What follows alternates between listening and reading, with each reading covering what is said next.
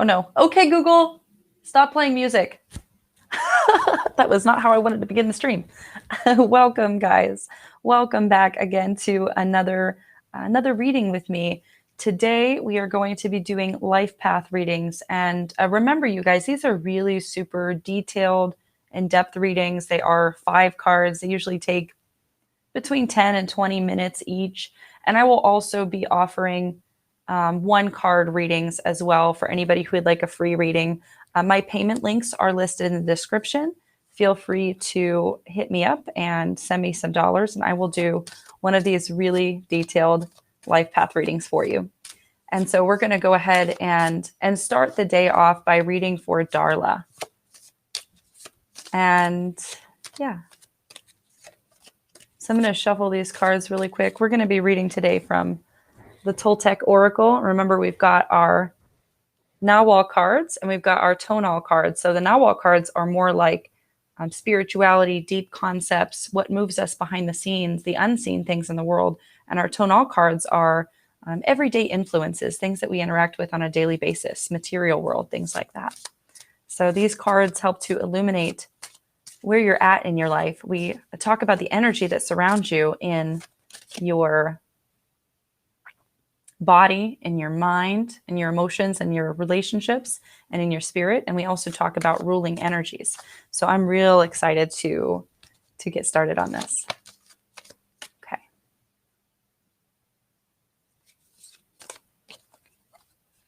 So we've got our ruling card.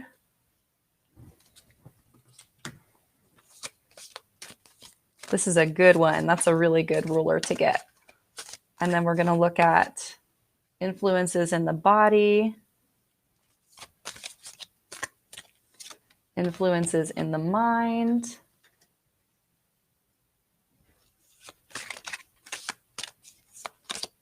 influences in the emotions and relationships, and finally, influences for spirit. What does spirit have to say? Of course. Of course, Darla, you get the dog and the spirit. Okay, so like I said, these are really in-depth, so let's move forward and start with this. We're of course going to start with the ruler, the ruling card for the energy, and of course that's always a deity. And so today, Darla, you get Wiwi-Otol, grandfather fire for your ruling energy. And just remember, you guys, the ruling energy is what guiding influences over your life right now. And the ruling card also talks about the influences of the other quadrants or areas of your life. So Wiwi-Otol is the Lord of Fire. In the Toltec cosmogony, the spark is what created everything in the world. So it was this thought that the one initiative spark created everything. And so this is the ruling energy of your life. Wiwi-Otol asks really important questions when you get him as a ruling energy. Wiwi-Otol asks, are you willing to put in the work to create changes for your life? Are you willing to put in the work? And are you willing to be more decisive and choosy about your energy? Are you willing to be around the people who help support your dreams and your messages? Are you willing to put in the work? Are you willing to actually set goals and then move forward and go through with them?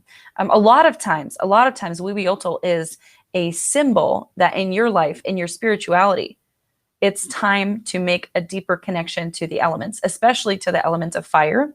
But remember, while we can't perceive God, we can't actually see God. We can see the elements. And the elements are direct manifestations of the divine. So things like water, the earth, fire, the wind, these are all manifestations of the divine energy, of creation, of power.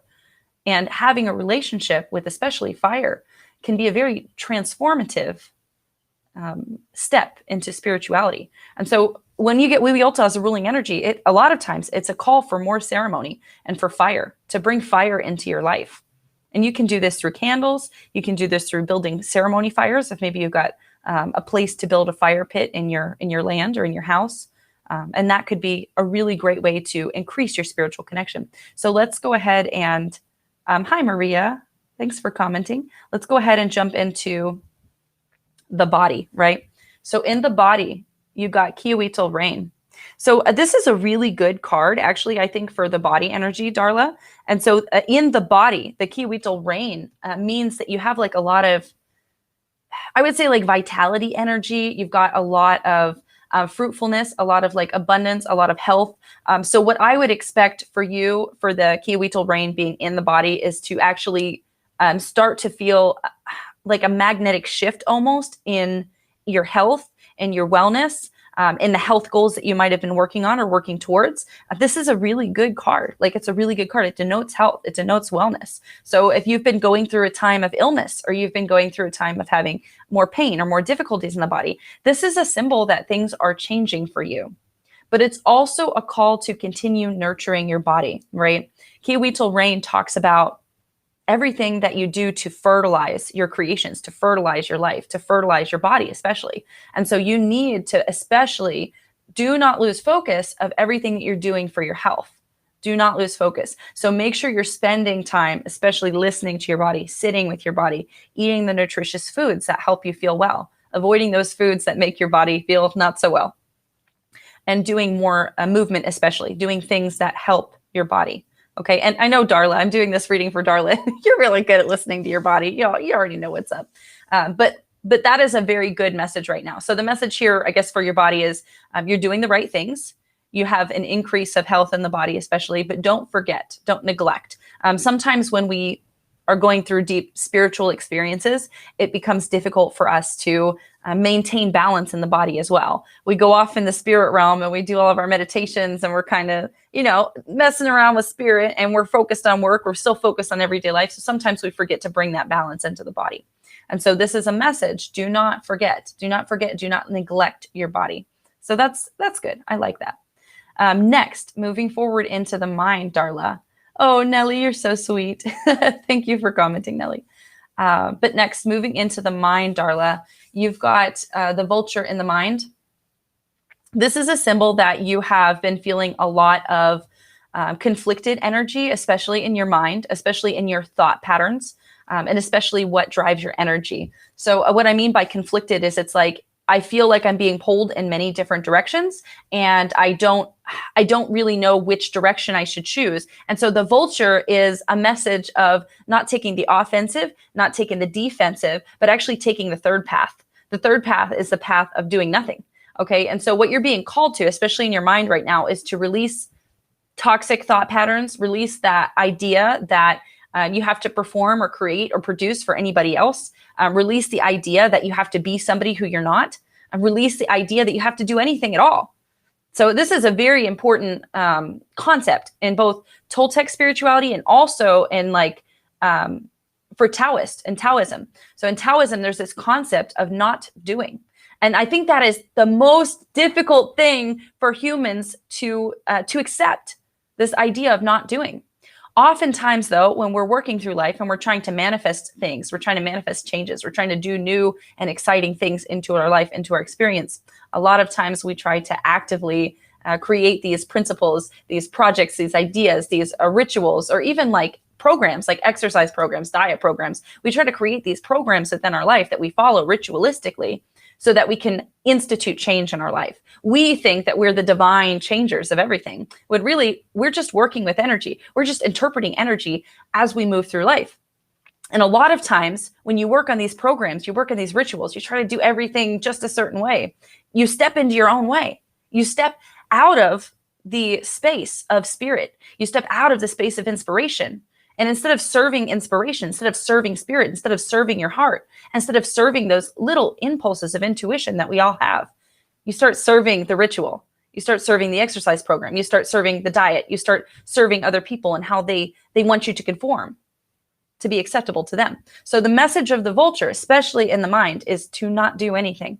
And I don't mean like just sit in bed all day and be passive. It's not what I'm talking about. Not doing instead is this idea that you don't worry, honestly. It's about removing worry from the equation. And so that means I'm not going to worry about, am I going to have enough money? What am I going to do tomorrow? How am I going to find this new job? How am I going to find the new place, the new house, the new car? How am I going to worry? How am I going to do this? You release worry from the equation, but you also release worry from your own heart, from your own mind, from your own intentions. And so what I mean by that is you stop worrying, especially about what other people are thinking about you. So stop worrying about what your boss thinks. Stop worrying about what the kids think. Stop worrying about what your partner thinks. Stop worrying about if the rest of the world looks at you and says, oh yes, this person is acceptable. That's not the path to authenticity. It's not the path towards listening to your authentic self, towards growing a relationship with your intuition. That's growing a relationship with the world. That's growing the relationship with outside sources, which I guess that's okay. I mean, there's nothing wrong with it, right? I choose to move forward in an intentional path. And I think that most of us watching this stream do.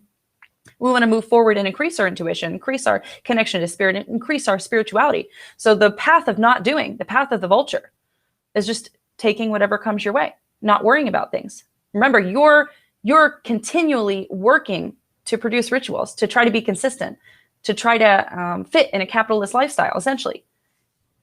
You're not listening to your spirit. And so this is a message of conflicted energies. I feel like I'm being pulled in every direction. And so the answer is to not do anything, to let an easy path present itself to you. And that's kind of a hard message. Like I said, being passive sometimes, and not passive as you let people walk over you, but being passive and listening to impulses of intention, of spirituality, of spirit, of the divine. That's very difficult for us because we like to be loud and we like to talk to ourselves. And like, seriously, we have so much stimulation. Like a lot of times we have somebody talking to us. We have music playing. We have the YouTube playing. We have something playing. We have something playing all the time. If it's not our own thoughts, then it's some sort of outside stimulus. So now is the time to be a little bit more quiet, especially in the mind. And so let's move on here. We're going to move on and we're going to look at your emotions and your relationship. And just a really quick message. If anybody else would like one of these real detailed life path readings, feel free to send me some money on PayPal, and I will get one of these readings for you as well. But Darla, we're going to move on now to emotions, relationships in your life, kind of what you're doing emotionally and how you're relating to other people. This could be love. This could also be like family, like people who are close to you. And so you got Tech Flint in your emotions and your relationships. And so Tech, again, is this, it's always this message of like working on yourself. Actually, Darla, maybe you got this one recently in a life path reading, not the last time, but maybe 2 times ago when we did a life path reading for you. So this is kind of, I feel like it's a same energy. It's a similar energy. It's a continuing energy for you. And again, what Tech Flint means is that we're a work in progress, right? We are flint knives. And what we're talking about right now is your awareness of emotions, your awareness of energy of emotion, your awareness of how you relate to yourself, but also how you relate to other people. And we're not good. We're not good 100% of the time. We're not perfect 100% of the time. We are just not. We're always have to be working on ourselves. And again, I don't say this because it's like, you're terrible and you have to work on yourself more. It's like, I'm doing this for me. I'm doing this because I want to be strong. So this is talking about your emotional strength and how everything changes, is dynamic, is flowing, is different, is going up and down. There's always flux within your emotions. There's always flux within your relationships. So this is a message that now is the time to continue working on yourself. Just like a knife, right? The message of flint knife is, if you leave a knife in the drawer, it's going to get dull and you have to work on it. You have to sharpen it again. But if you're constantly using that knife, if you have a lot of outgoing emotional energy, like you're consistently doing conscious communication, talking to people, and you're really open in your emotional energy, you get dull because you keep on using it. So this is a message to fill yourself up, to sharpen yourself up, and to be kind to yourself, especially.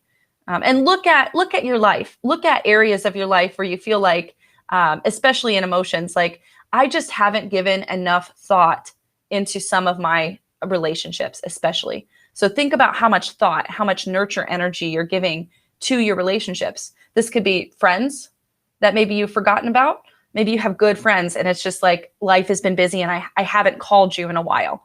Or maybe it's even family members, relatives. I'm really thinking about these people. They're in the back of my mind, but again, life got busy. Or maybe it's yourself. Maybe you haven't been sitting with your emotions so much. And it's like, now is that time. I need to get back in with my emotions. I need to think more about who I am as a person and how I express emotion. And remember, emotions aren't bad. They're just kind of moving through us one at a time. And they tell us about where we're at in life. They tell us about how we can move forward. They're wonderful. They're like they're like a reading, honestly. It's like divination. If you can understand your emotions, if you can sit with them, if you can be non-reactive towards your emotions, they are wonderful teachers. They're wonderful teachers. And so this is a message that now is the time to increase that connection to your emotions, and especially your connection to other people. So I would honestly make a list of people who you really love, who you haven't talked to recently, and call them all this week. Call every single person, send them a text, send them a Facebook message, and just say, hey, I've been thinking about you. How are you doing? That's the best way to reinvigorate that emotional energy. And then Darla, the last message that we're going to look at is what's going on in your spirit. What's going on in your spirit? And you've got Itsuquinti the dog. And so remember, you can't really see this card. I'm going to push it down. There we go. So in this card, we've got a dog here. We've got a shaman. Shaman is preparing medicine. And there's a little foot here. It denotes walking, right? They're going to go on this journey. And a lot of times this is a spiritual journey. The dog denotes travel. The dog denotes loyalty.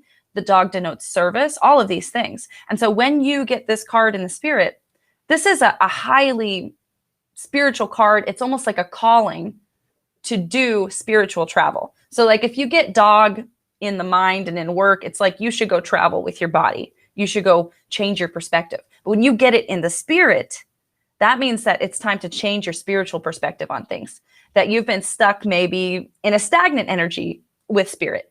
Maybe you feel like you've tried to initiate a spiritual path, but you haven't been very consistent with it. This could be a call to more consistency, but especially a call to spiritual travel. And so what I would strongly recommend looking out for right now in your alignment, in your experience, look out for guided meditations. That's a really great way to take a spiritual trip. Maybe you can find a guided meditation class. Maybe you can find somebody who is hosting shamanic journeys, whether online or in person. I would strongly suggest going on a journey. And you can do this yourself. My favorite way to initiate travel, to initiate shamanic journeys, to initiate intentional dreaming journeys is to relax the body. And I do this with my breath and my awareness. I usually start at my feet. I breathe into my feet. I breathe into my legs, and I breathe all the way up into my head, into my crown. And I totally relax and bring my awareness into these areas.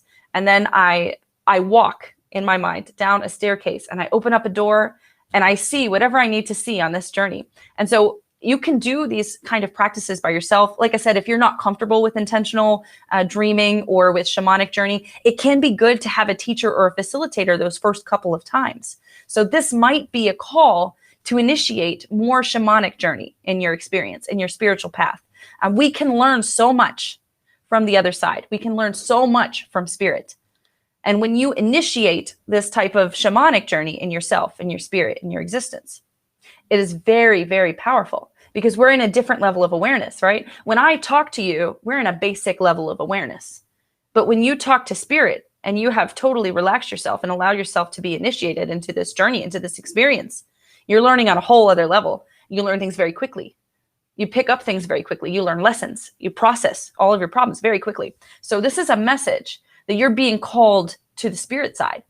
And you have protection as well. The dog is a message of protection. The dog is always the protector of the shaman. If you have dogs, if you have cats, if you have animals that are with you, I like the idea of keeping them with you when you do shamanic journeying. I keep my cats.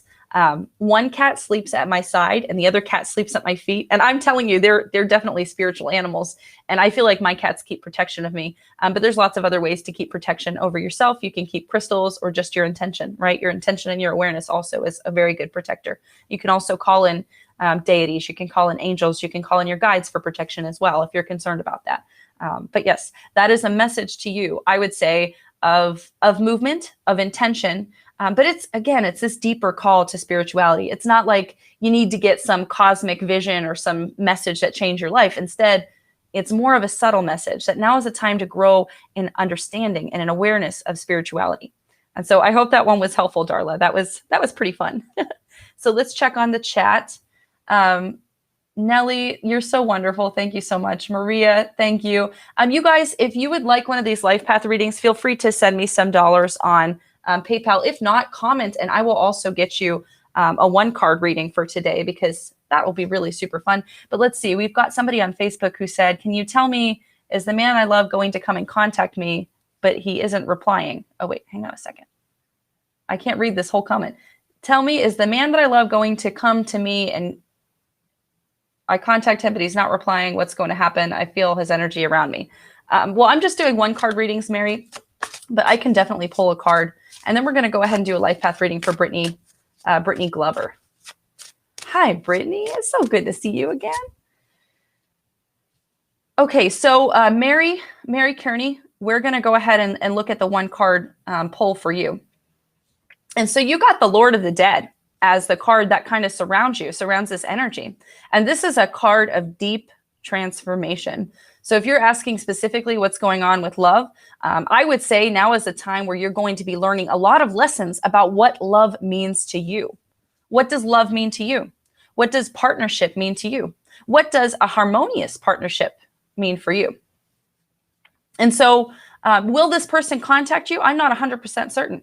But either way, this situation is going to be a lesson for you. This is a way for you to increase your awareness, increase your understanding of what you want. What do you want in this world? And what do you want out of love? What do you want out of your relationships? So Shelley asked a question really quick, and then we'll read for Brittany. Shelley says, considering surgery, I'm just doing one card readings today. If you'd like a life path, feel free to send me some dollars. I've got that listed in my description, but we'll pull one card for Shelley. Good question, Shelley. So the card that I pulled for you is the Jaguar. The Jaguar is a symbol of magic, a symbol of secrets, a symbol of harmony. This could be a good idea for you to seek healing at this time. So if you're looking at having a surgery, it's good. It's good. Go for it. Or are there any alternative options to surgery? I don't know what's wrong with you. You know, I can't make that medical designation for you. But have you exhausted all options? And if not, this might be a call to get deeper healing. And that's not wrong. It's not bad, right? We are magic. We have ritual. We have meditation. We have all of these things. We have herbs. We have essential oils. And we can use all these things to our benefit. But we also have modern medicine. So sometimes that's what we need. I would sit with myself. I would do divination. You can do divination. You can get cards. You can get a pendulum. You can get all of these things. And you can do divination for yourself as well. I don't ever do anything without doing divination. A lot of times when people call me to work on them, to do ceremony for them, to do energy work, even sometimes body work, I won't work on them unless I do divination. It's a very big part of my life. But let's go ahead and we will read for Brittany Glover now. Brittany, I'm going to shuffle these cards for you really quick. Okay, we got one. I love these life path readings too. I feel like they are really just in depth, and I like the ability to see just the quadrants of your life, right? What's going on in your body?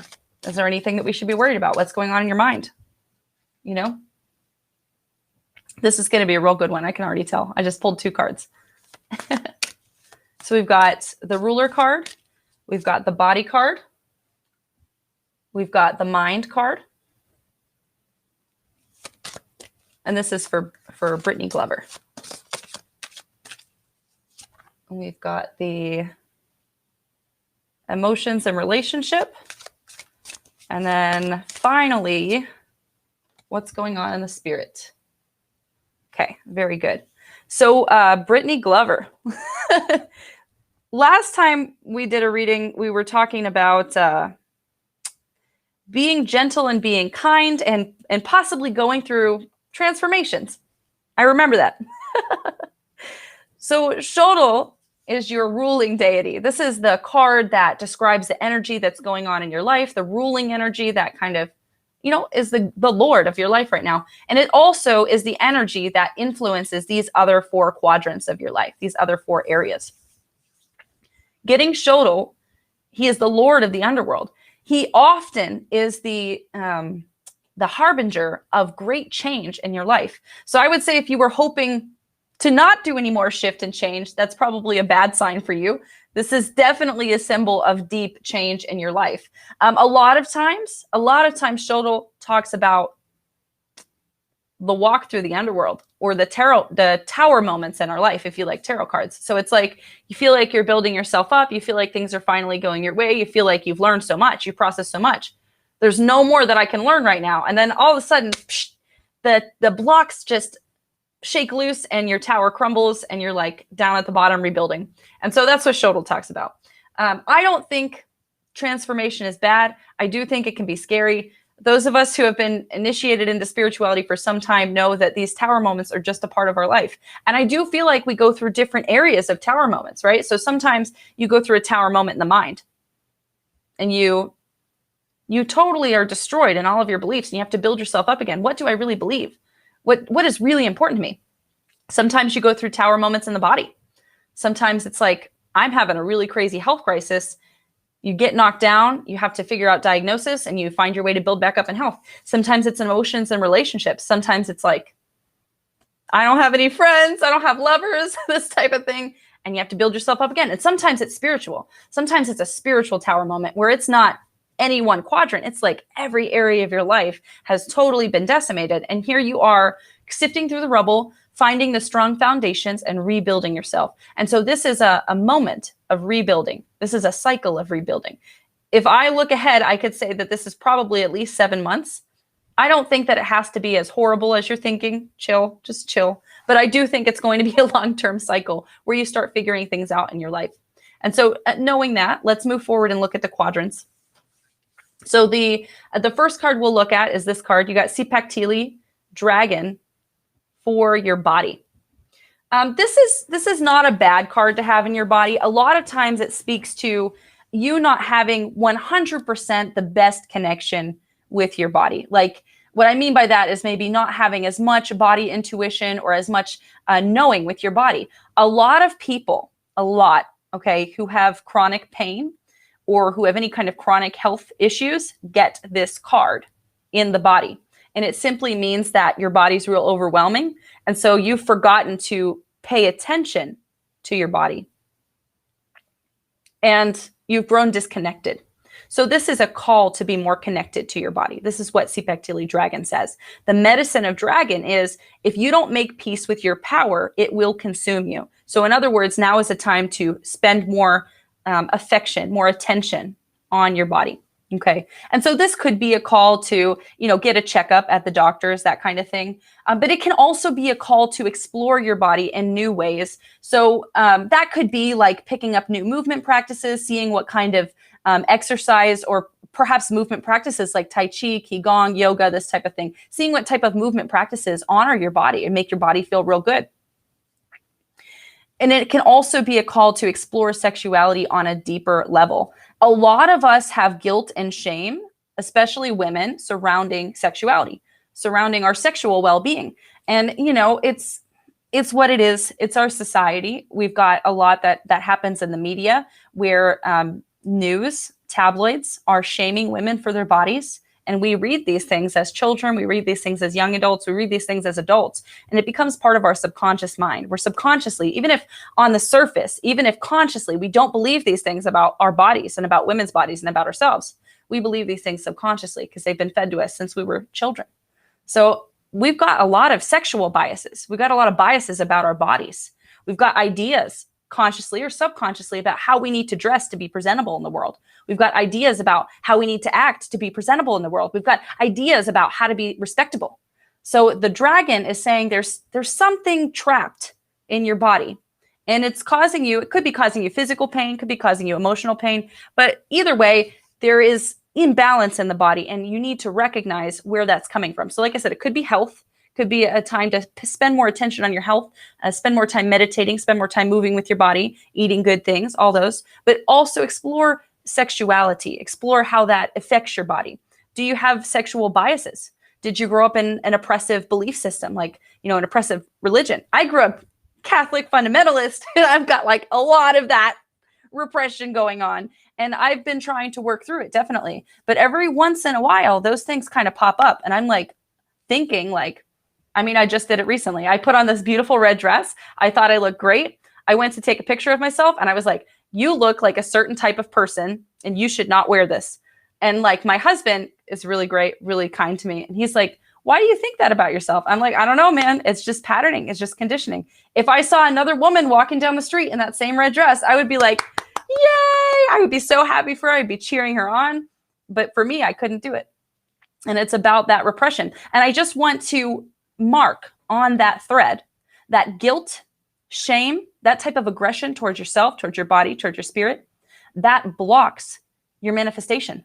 That blocks your magical potential. So that energy of shame and guilt literally puts a lock on your ability to manifest things, to change things in your life, because someone has told you you are dirty or you are wrong for the way that you want to express. And that's not true. That's not true. It's a lie you've been told. And so this is a moment to express and explain and to dive into any kind of repression that you've been feeling in your life. And this could be really great. It's a good way to unlock potential in your body and to unlock magical potential in your soul. And so one of my favorite ways, I think, to explore my body is actually dancing.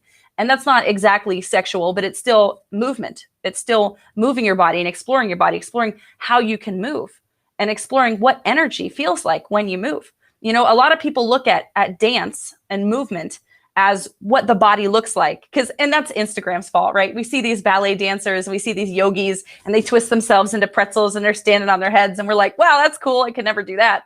That's not what movement is about. That's not what yoga is about. That's not what dance is about. It's not about what you can do with your body and how other people perceive you. It's about how you feel when you're moving energy. You can move energy just by moving your hands, right? Imagine if you dance and twist and move intuitively, or choreograph, doesn't matter. Imagine how that energy would feel throughout your body. Could be time to explore that. And then let's move on into the mind. Oh, thank you, Shelley. Let's go ahead and we'll read for you too after these other lovely people. Oh yeah, a lot of people are on the stream. Cool. Just be patient. I'll get to you. And anybody who's watching this, I do go back and YouTube and I chapter these videos so you can replay these readings anytime in the future. And so the next card we're going to look at, Brittany, is what's going on in the mind and work quadrant of your life. You got Malinali Herb, and this is it's a woman, a goddess actually, and she's the goddess of all inebriation, both sacred and profane. So sacred and profane inebriation. What does that mean, right? Inebriation obviously is like, you know, you drink alcohol and you get a little silly. That's inebriation.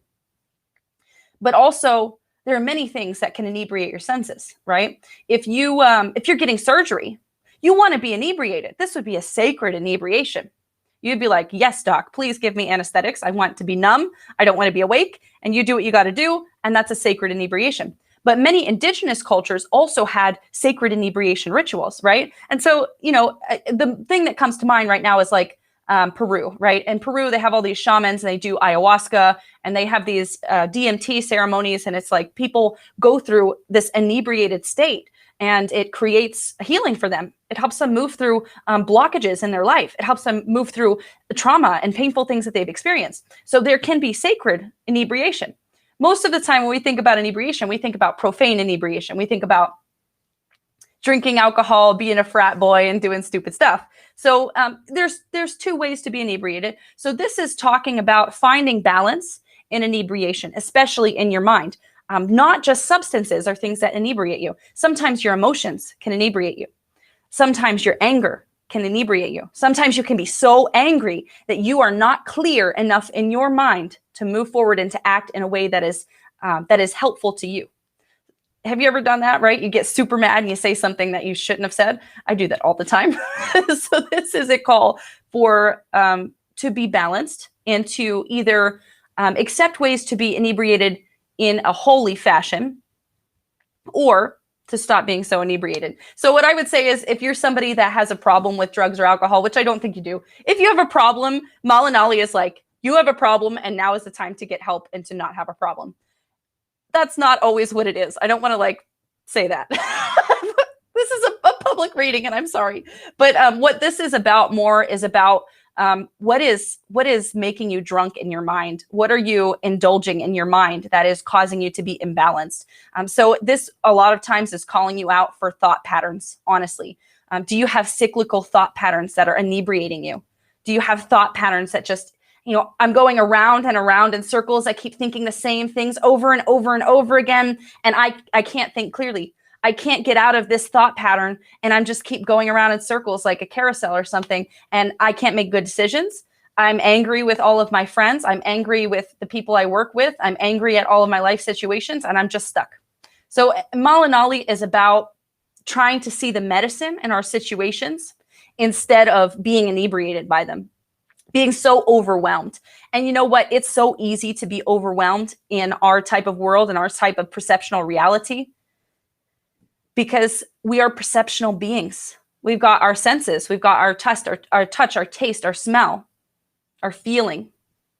And all of those things are so overwhelming that a lot of times it's difficult or impossible for us to not be overwhelmed, to not be inebriated. So this could be a call for inner silence, especially in the mind, especially.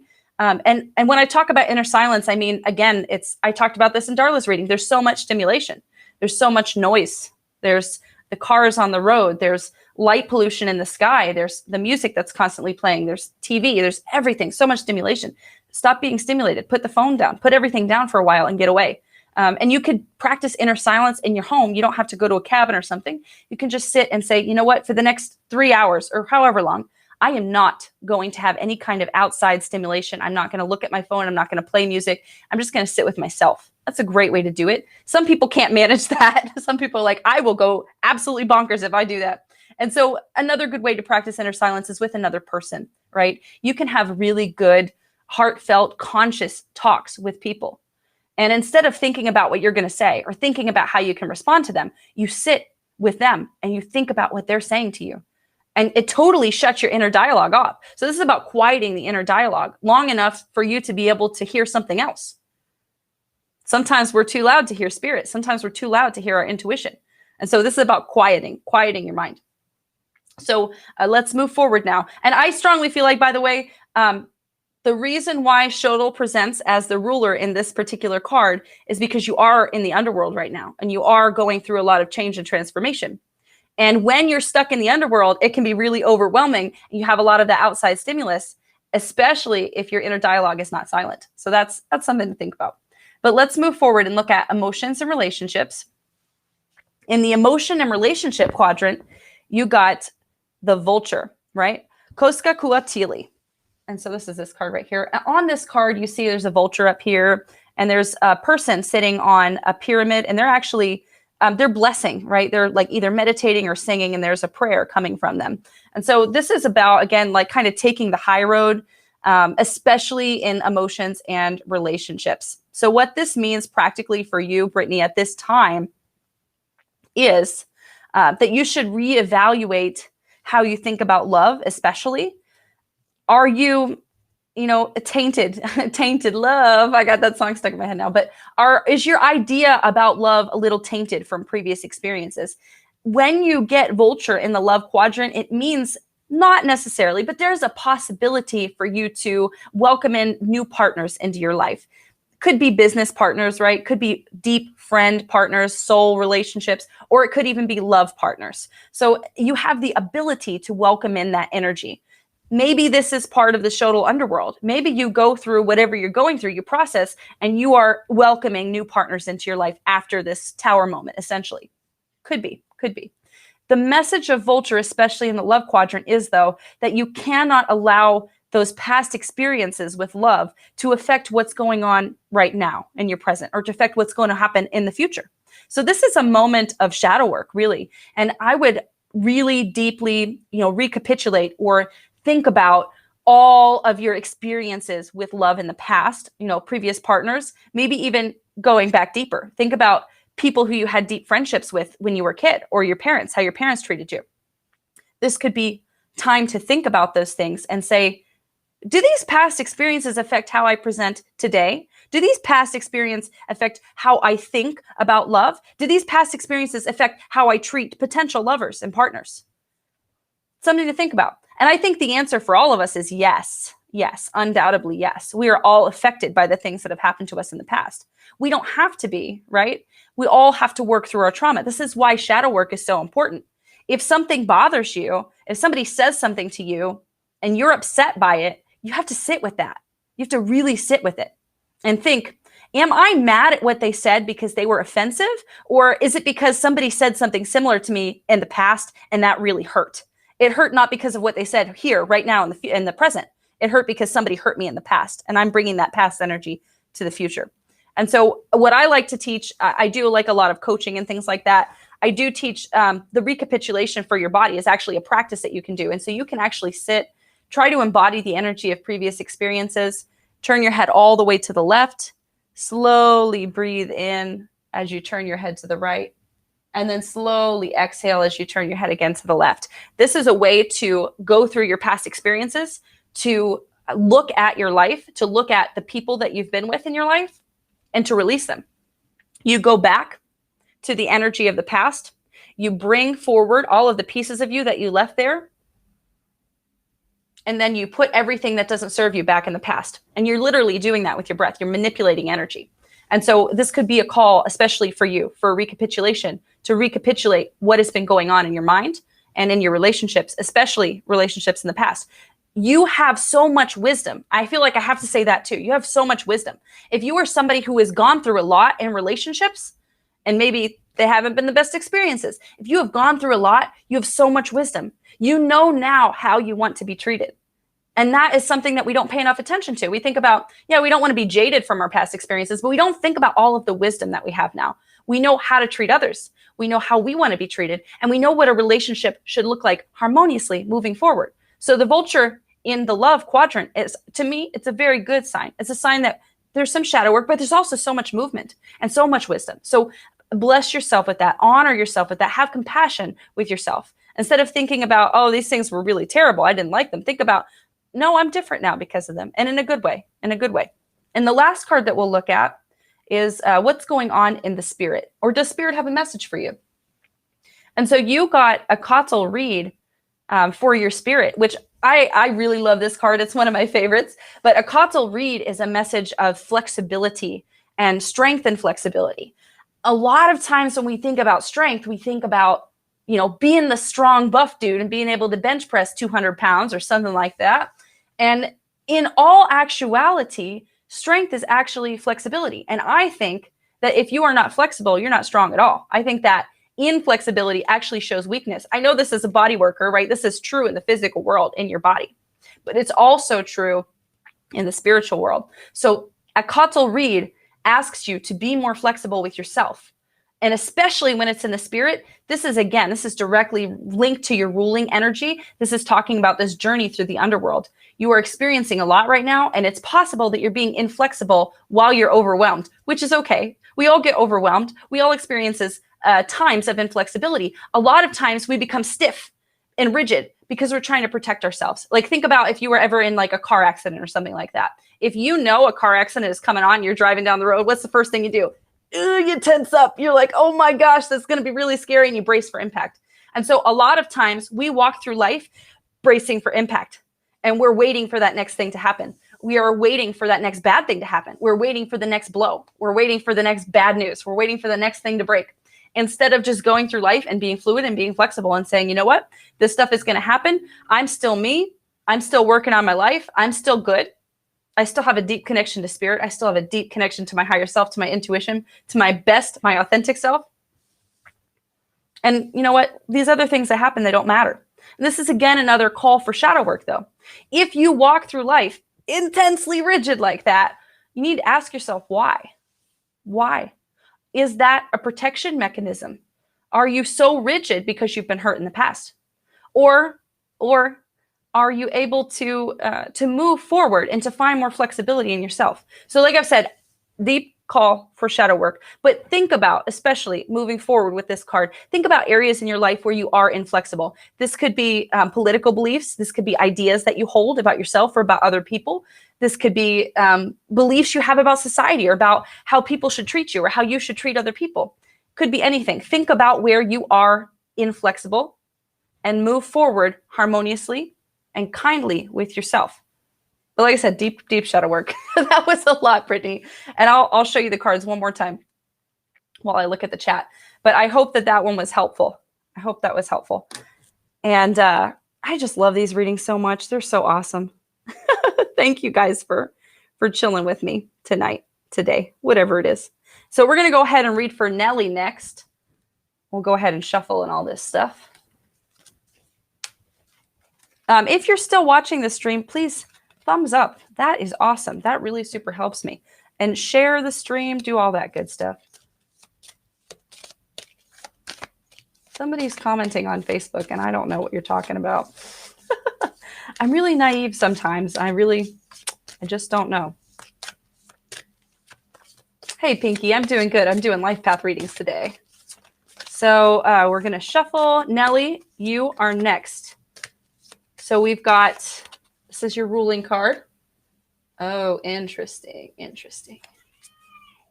Oh my goodness. I heard my kids yelling. They're outside. That's loud. My wonderful husband is stopping by to give me water. Isn't that so sweet? I feel like that's really kind. Okay, so we're going to flip over to the cards. There we go. And we've got your ruling card. We've got your body. Brittany says that was real helpful. Thank you so much. I'm glad it was helpful. I love these readings because I feel like it helps you get through stuck energy. Like it helps you move forward and process, and it gives you some ideas about where you're at right now and where you could possibly be headed to next. And so if you're working through anything or you want to make big decisions, that's really a wonderful reading, wonderful insight for you.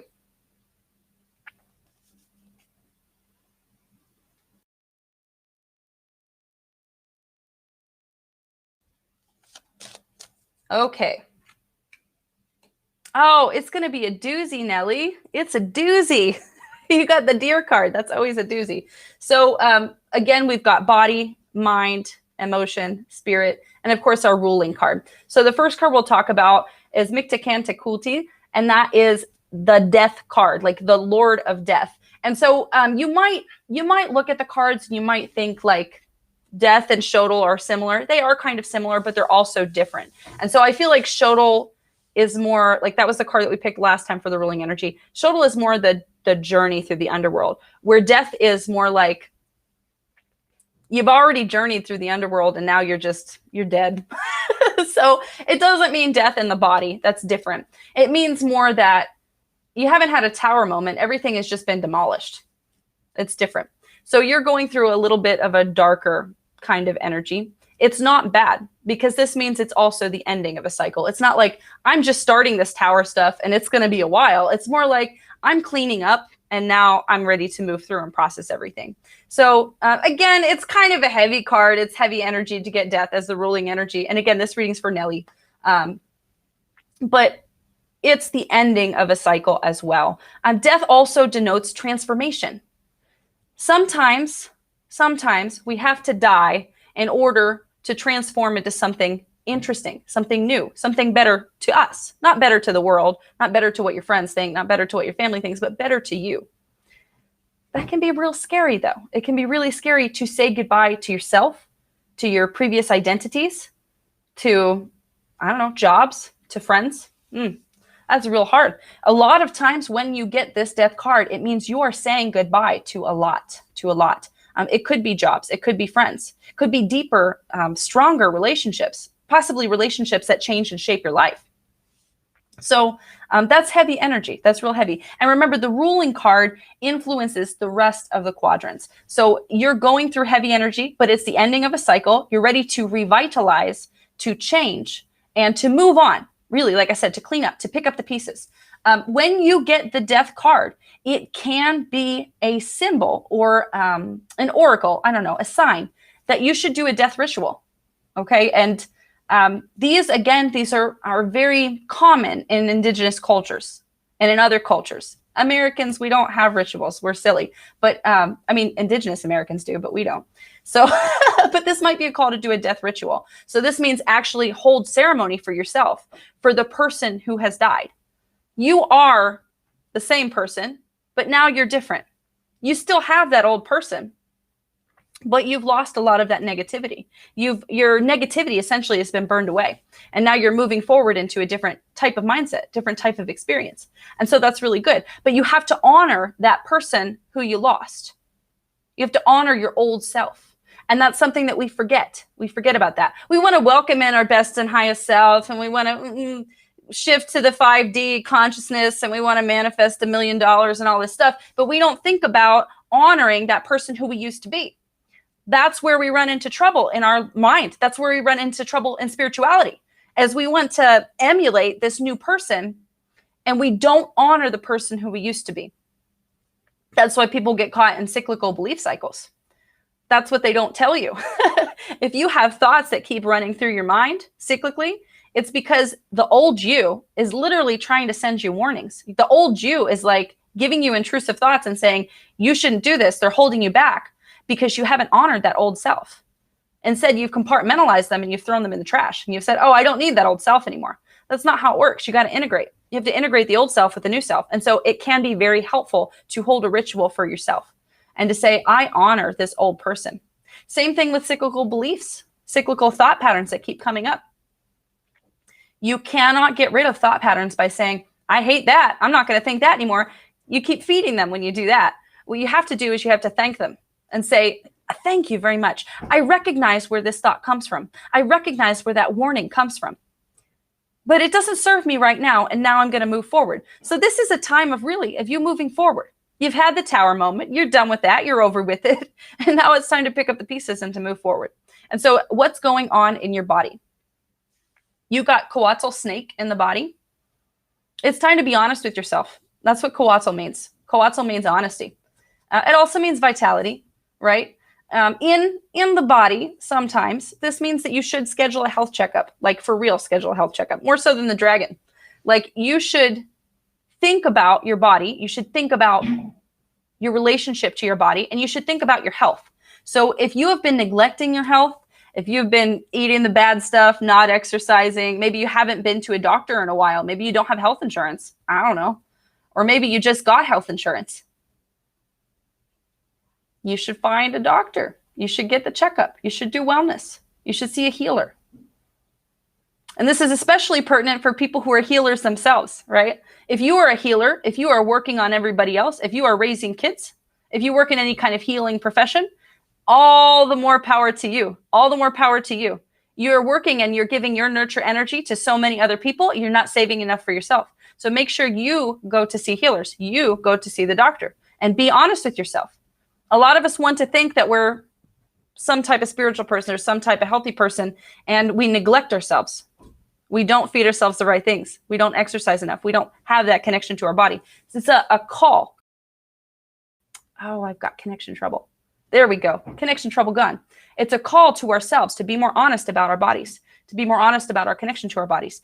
It could be a call also to change your body, to change the way that you're eating, to change these things. And remember, when you look for change, when you look for health, you're not doing this because you want to be ripped or you want to be skinny or you want to be anything else. So I really encourage you not to do Whole30 or to do P90X or something like that. I really encourage you to instead adapt to your lifestyle to a more intuitive measure of health. So in other words, you should really, really think about eating intuitively, not I'm going to cut this out because this is the diet fad that I'm going to do, but eat how your body needs. Everybody's body is different. I can't tell you this exercise program is going to be good for you. This diet's going to be good for you because you are different than me. So what works for me is not going to work for you. That's one thing I know for certain because we're all different. So instead, practice eating intuitively. Practice listening to your body. Say, oh, I ate this and it made me feel energized. Or wow, I ate this and I felt like crap. And so be honest with yourself. Be honest with yourself, especially about your body. But moving forward into your mind, you got the dragon in the mind. And so the dragon came up in the last reading too. The dragon is a message of power. And so when you get the dragon in the mind, it means that you've got a lot of power, my friend. You have the power to manifest. You have the power to create magic. You have the power over your experience. And not only do you have that power, we all have that power, but you have actually recognized that you have that power. But maybe you're afraid of it. Or maybe somebody along your life has told you this power is not good. You know, I had a lot of trouble with that growing up. Like I said, I grew up in a real oppressive belief system. And, you know, we were told that people who are psychic or people who talk to ghosts or whatever, that they're bad. that they're witches, that they're going to go to hell. They're using Satan's powers. I was told all these crazy things. And so have you been told these things as well about your power? Has your culture, has your family, has your religion, has your government told you that people who are magical are bad? Or is that some sort of internalized belief that you have? These are things that we need to think about. These are things that we need to do shadow work about. Even if you know consciously that you are a magical creator, that you are powerful, that you are holy, that you are good, that subconscious mind tricks, that subconscious media, that subconscious religion, it gets you. It really does. And it can cause trouble that we're not even thinking about. So the message of dragon in the mind especially is to move forward in balance and in harmony in your mind, to make peace with your mind, to make peace with your power. I feel like if you don't recognize that you have power, eventually that power overtakes you. So it's like you either got to feed the beast or it's going to eat you. And that's actually what this card looks like. Like there's a person and there's a dragon here, and they're giving this dragon a little offering. See, they've got a little satchel, and the dragon's about to eat them. So it better be a good offering, right? Or you might get eaten. But moving forward, we've got Kiaweetal rain in the emotion and relationship. So this is a call of nourishment, especially in your emotions. This is a real strong call to sit with your emotions, especially. Again, society, I don't care how you were raised, culture, whatever, tells you that your emotions are bad or that you shouldn't have outbursts. When you're a kid, everybody tells you to be quiet. When you're a kid, everybody tells you don't cry. When you're a kid, everybody tells you you shouldn't be angry. We tell those things to kids, and kids have no idea how to listen to or deal with their emotions. And then we've got a bunch of adults running around who also don't know how to listen to and feel their emotions. These are things we've got to do for ourselves. Again, this is a message for you for shadow work. This is how you pick up the pieces of your life. You start listening to your emotions. You start nourishing them. You start nourishing yourself as you walk through your emotions. Very important, very important, very important. So stop looking at your emotions as something that's bad. If you feel sad today, stop thinking, oh, I feel sad because I'm doing something wrong. Just let yourself be sad and move on. If you feel angry, don't look at yourself and say, I've got no right to be angry. Or somebody told me I shouldn't be angry, so I'm not going to be angry. No. Sit with those emotions. Sit with them. Sit with them and become their friends. Learn where they come from. Learn what they're trying to tell you. Very important, very important. Especially if you feel like out of control sometimes. Like if you just out of control feel sad, you out of control feel angry. And it's like, this is so overwhelming. This is the only thing I can feel is this emotion because I've ignored it for so long and it just keeps coming up. It's a message. It is a message. Those emotions need to be heard. You need to find a place for them. And we don't want to sit in these lower base emotions for a long time. We don't want them to rule our lives. We don't want them to have agency over our experience. But again, they're visitors. They're just passing through us. They're just moving through. So honor those emotions and let them pass through. The problem is a lot of us don't honor them and they get trapped. Like it's like we put a gate up in our body and we're like, we're going to hold all this anger here. We're going to hold all this sadness here. And we don't just let it wash through us because we don't honor it. A lot of us who are spiritual think that we don't deserve to feel negative or lower base emotions. Well, I'm 5D. I'm a healer. I'm this, I'm that. So I should never have a bad day. I should never be sad. That's not true. We're all human. And we can't forget that. We can't forget that we have the right to be sad sometimes. We have the right to be angry sometimes.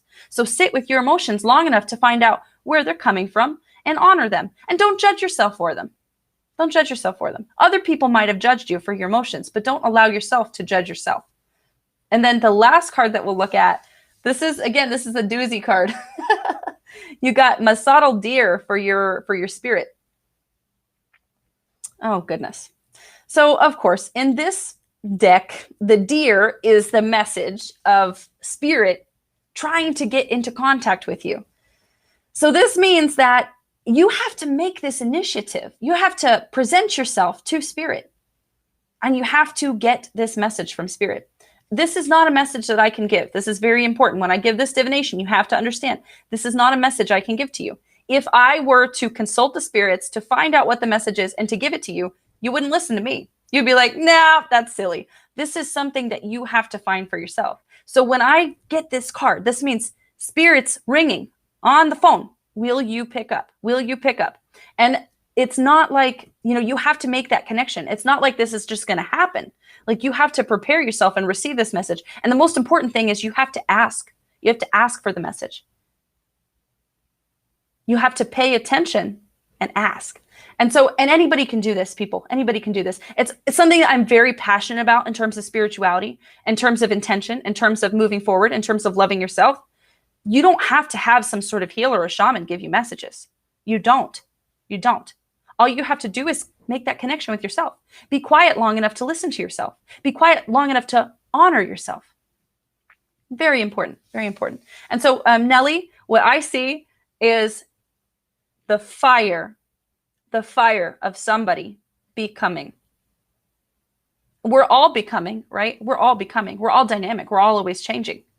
This is a time that you need to honor yourself, honor your intuition, honor your emotions, honor your space, honor your thoughts, honor it all. Don't allow other people to make you feel like, I don't deserve this emotion. I don't deserve this thought. I don't deserve this manifestation. I don't deserve this awesome thing that I'm trying to bring into my existence, that I'm trying to call into my life. You deserve it all, my friend. You deserve it all and more. I hope that helps. I hope that helps, Nelly. I've been kind of watching the chat. I'll do a couple more 1-card readings, and then we'll get back to the life path readings. Let's see. And so we'll go ahead and read for Henny. Henny Possible. That's really cute. It reminds me of Kim Possible. And then we'll read life path reading for Shelley. And so we'll just do a general reading. I'm doing 1-card readings today. And I'm also doing life path readings. Life path readings are $25. And my payment links are in the description. But they're really in depth. They take a long time. They take, I don't know, between usually 10, 15, 20 minutes. Sometimes I spend longer. You guys are all wonderful who just sit and watch the stream and listen to the messages. Thank you so much for being here. So, Henny, let's see. Okay, so you got for your the card, the energy that surrounds you, you got the bat. The bat is a message of going through really tough things, going through really tough experiences in life, going through the darkness, going through the cave of experience, the cave of self-discovery, the cave of spiritual illumination and awakening, and feeling that darkness, feeling that heaviness, feeling the heaviness of all of your trauma, feeling the heaviness of your emotions, feeling the heaviness of the hurt that you've experienced in your life, feeling it so you can heal it. But also, the bat is the messenger of the sweet things in your experience. The bat loves to eat fruit. A lot of people see the bat and they're like, oh, they're so scary. They're not scary. They're sweet little cats with, I don't know, wings. They're really cute little creatures. And they eat fruit. So the bat brings you fruit. The bat brings you sweetness. So Henny, the bat tells you that even though you're experiencing heavy things, that there are sweetness in your life. There is sweet experiences. You have sweet people. You have sweet opportunities in your life. So don't let that heaviness affect you so much. There is heaviness. There is a lot that you're processing, but there's also kindness and sweet experiences. I hope that went helpful. And we'll read for Pythia next, and then Kaitin, and then we'll do Shelley's life path reading. Let's see. We'll shuffle, and this is my Nahuali Animal Oracle deck. I really like this one. I just love the colors in it. Oh, very good. Pythia, you got the dog as the energy that surrounds you. The dog is a message of courage, loyalty, friendship, service, all of these things. No, it's not the dog. It's the coyote. Okay. I read the card wrong. So that means I think that there's somebody around you who is being a coyote, but you think they're a dog. So what I would say, Pythia, is that I think there's somebody who is presenting themselves as wanting to do a good service for you, as wanting to help you out. Here, I see you struggling. I see you going through a rough time. Let me help you. But their help comes with strings attached. So be cautious. Somebody wants to stir up chaos in your life. The coyote is drama. The coyote is someone, look at this coyote. He's biting this guy's butt. This card is hilarious. Coyote is a message that somebody is trying to nip you in the butt. Somebody's trying to get your goat. And it very well possibly, because I thought it was the dog. The coyote even tricked me. So it could even be possibly somebody that you know or somebody that you're close to.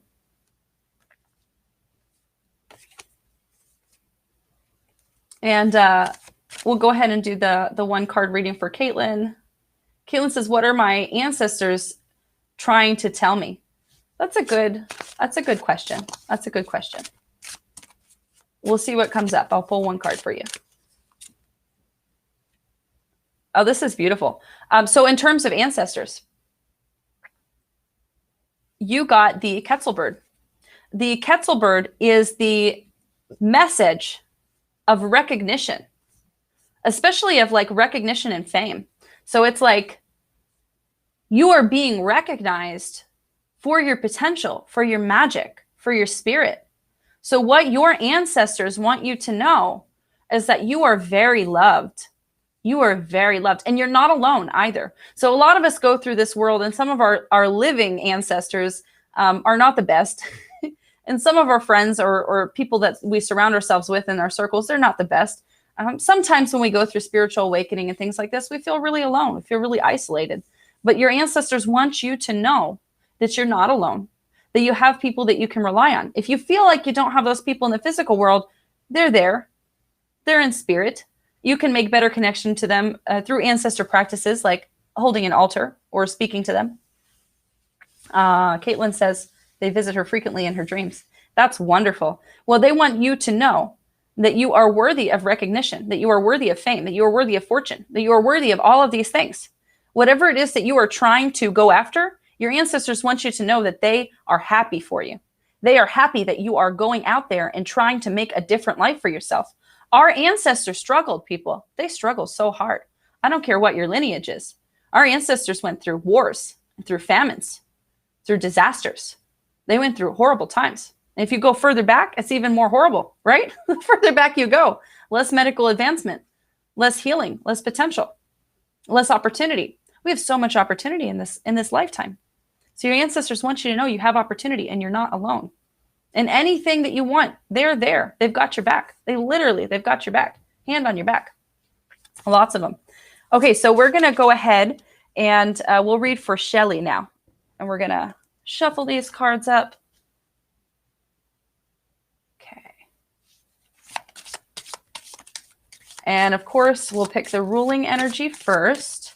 Anybody else who's still watching the stream, thumbs up, subscribe, share, all that stuff's real helpful. Kaitin, you're very welcome. But if you'd like a one card reading, feel free to comment, and I will get you that one card reading. But if you'd like one of these in-depth life path readings, go ahead and send me $25 on PayPal, and I will do one of these for you as well.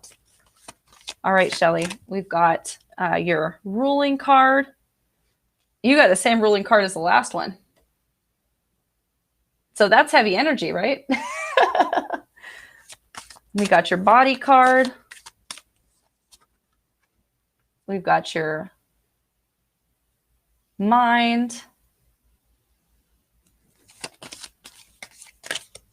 We've got your emotions. Interesting. And we've got your spirit. Wow. So this denotes a lot of movement, Shelley. Again, we just did this life path reading for Nelly, and Nelly also got the death card as the ruling card. So this is not a tower moment. This is more your whole life has been a tower moment, probably for, I don't know, a couple months, maybe a couple years. You've been changing everything about yourself. You've been changing everything about yourself. You've been changing the way you eat. You've been changing the way you move. You've been changing the way you think. You've been changing the way you interact with people. You've been changing the way that you interact with yourself. You've been changing how you interact with spirit. This card saturates all areas of your life and permeates your energy and existence right now. So again, same advice as I gave Nelly. This could be a good time to hold ritual or to hold ceremony for yourself, to honor who you used to be. Because now, right now, today, you're a different person than you were last year or 2 years ago. You're way different now. You're way different. Things are different for you. You think differently. You embody differently. Your whole body is different. What I mean by that is you probably stand and walk differently. That might sound really wild, but I challenge you, like right now today, look at a picture of the way you were standing like 5 years ago and look at the way you're standing today. I bet it's different. I'll bet you anything. You're embodied differently. And so you're still completing that change. Again, death as a ruling energy, it means you're nearing the end of that cycle of change. So you're not going to be stuck in the tower and in the rubble for a long time, right? You're nearing the end of this cycle. And it's like, I have changed so much that I'm ready to integrate this new person. I love it. Shelley says that she stands up much straighter now. I love it. I love it. I bet you do. That's awesome to see. So you even see this embodiment of energy differently in your body. That's awesome. I got chills now. I love it. So let's look first into your body. That's the first quadrant we'll look at. And in your body, you got this touchly rabbit energy. And so the rabbit, I'll show you this card a little clearer maybe. The rabbit card it's like a fight, right? And there's a snake and a rabbit, and they're fighting each other essentially. And this denotes a fight in your body. A lot of times, it's like a health struggle. Like you're struggling with your body, you're struggling with your health. I want you to understand that everything has its place. That's kind of the medicine of the rabbit. Everything has its place. Like we don't hate the rabbit because it's this cute little animal that runs around and the snake eats it. And we don't hate the snake because the snake eats the rabbit. We just understand that everybody's got a part to play. And so this is how you should feel about your body as well. You shouldn't be fighting with your body. It's hard. It's really hard. If you've got health struggles, if you've got chronic health struggles especially, it feels like your body's fighting you every step of the way. A lot of people feel like my body has failed me. That's so hard. That's so hard. Now is the time to process and release that energy. It's time to release that energy. Don't think about how your body has failed you. Think about what it has done for you. And understand that your body is more than just whatever, flesh, meat, bones. Your body is a magical container. We don't even know how it works, really. We have science and medicine and all of this fields of study of hundreds of years, and we still don't even know how every part of the body works or why it works. We have no idea. We have no idea how we just magically have souls and intelligence. We don't know. We don't understand it. You are a magical container, So this is a message for you to make peace with your body. Make peace. And what I often tell people when they get this card in the body is it might be time to do a thankfulness meditation. And maybe you do this every night before you go to sleep. And, lay down, be relaxed, be comfortable. And think about your feet. Think about your toes. Start all the way down at the toes and think, I thank you. I thank you for my toes. I thank you for my feet. And work your way up. Work your awareness up. Thank your ankles. Thank your legs. Thank your knees. Thank your thighs. Thank your hips. Thank your body for everything it has given you.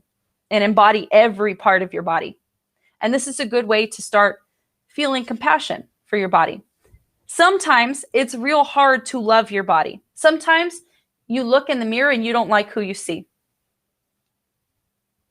You don't like it because society looks different, or society has told you your body is not acceptable for whatever reason. Or you see people in movies or on TV or in the magazine and they look different than your body. We all look different than people in magazines. They touch up those people. People in magazines don't even look like people in magazines.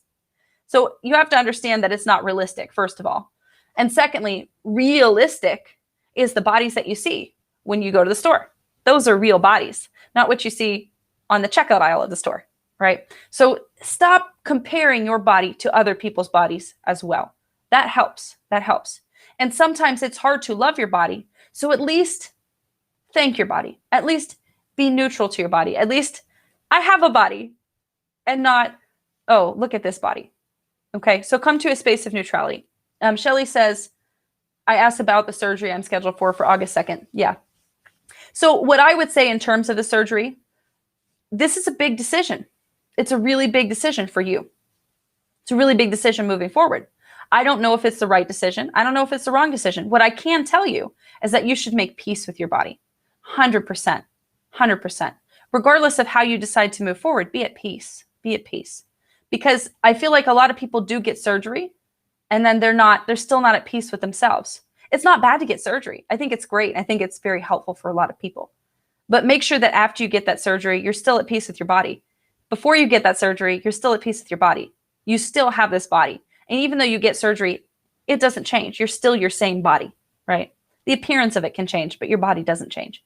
And so make peace and be neutral, and then move forward. And I think it's easier to make good decisions when you're in a space of neutrality, when you're in a space of thankfulness.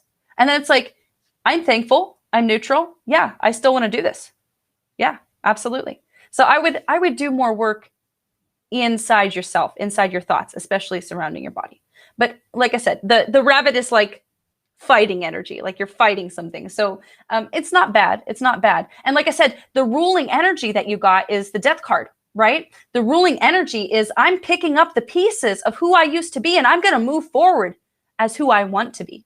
I'm going to make decisions to be who I want to be in this moment. So this is very powerful energy for big decisions. Whatever decision you make, it's not wrong. It cannot be wrong. You cannot make the wrong choice. Moving forward into your mind, you got Kiawitl, rain in the mind. And you see this person there, looks like they're doing almost like a rain dance or some sort of rain or purification ceremony, which is really, really kind of neat, right? And so what you see here is a person who is very thankful for the rain, very thankful for the nourishment. What this means in your mind is that maybe your mind needs to be fertilized. Maybe your mind needs to be nurtured. Maybe you have grown stagnant in your beliefs. Maybe you don't feel so inspired. So this is a message of inspiration in your mind. It's time to go find more inspiration. You can find inspiration anywhere. Where do you feel a deep connection, a deep pull? Some people read their Bibles every day, and that is inspiration for them. Some people go out and stare at nature, at the sunset, at the trees, and that's inspiration for them. Some people go out and read books, and that's inspiration. So this is talking about finding new sources of inspiration in your life, new sources of beauty and power. It could be talking about also changing your ideas up a little bit.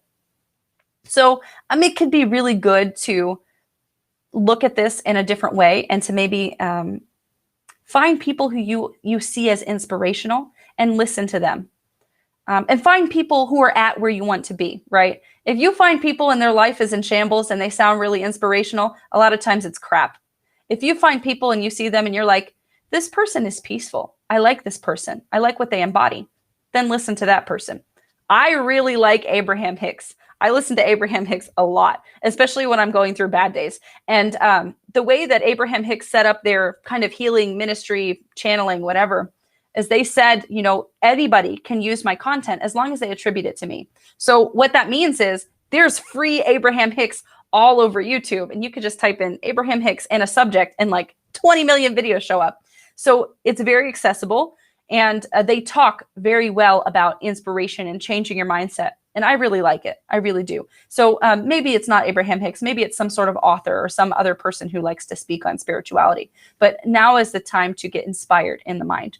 And it's okay to take things that are maybe you're like, I don't know about this, or this is really weird. That's what inspiration is for. You don't go out to be inspired because you want to totally embody something that somebody's telling you. You go out to be inspired so that you can think about things differently. Just because you think about things differently, or just because you read a new book, doesn't mean you have to agree with every single, idea. It means that it's allowing you to be inspired. Nelly, I have done yours, and I will put it in the chapters so you can go back and look at it later. So you can check it in a couple hours. It should be done. But finding new inspiration, especially that helps to stimulate your mind or change your mind or nourish your mind. And Shelley, the next card we'll look at is the emotions and relationship. The dragon is a real powerful card. And I'm kind of like super giddy and excited because the dragon has come up a lot actually during these life path readings today. And so again, the medicine of the dragon is if you don't make peace with your power, it will consume you. Very important. And we see this person who is offering a dragon a gift. And the dragon is either going to accept the gift or it's going to eat this person. It's a really detrimental card almost. And so, Shelley, what this means practically is that you have got a lot of emotional energy, a lot of emotional power. A lot of people don't have that.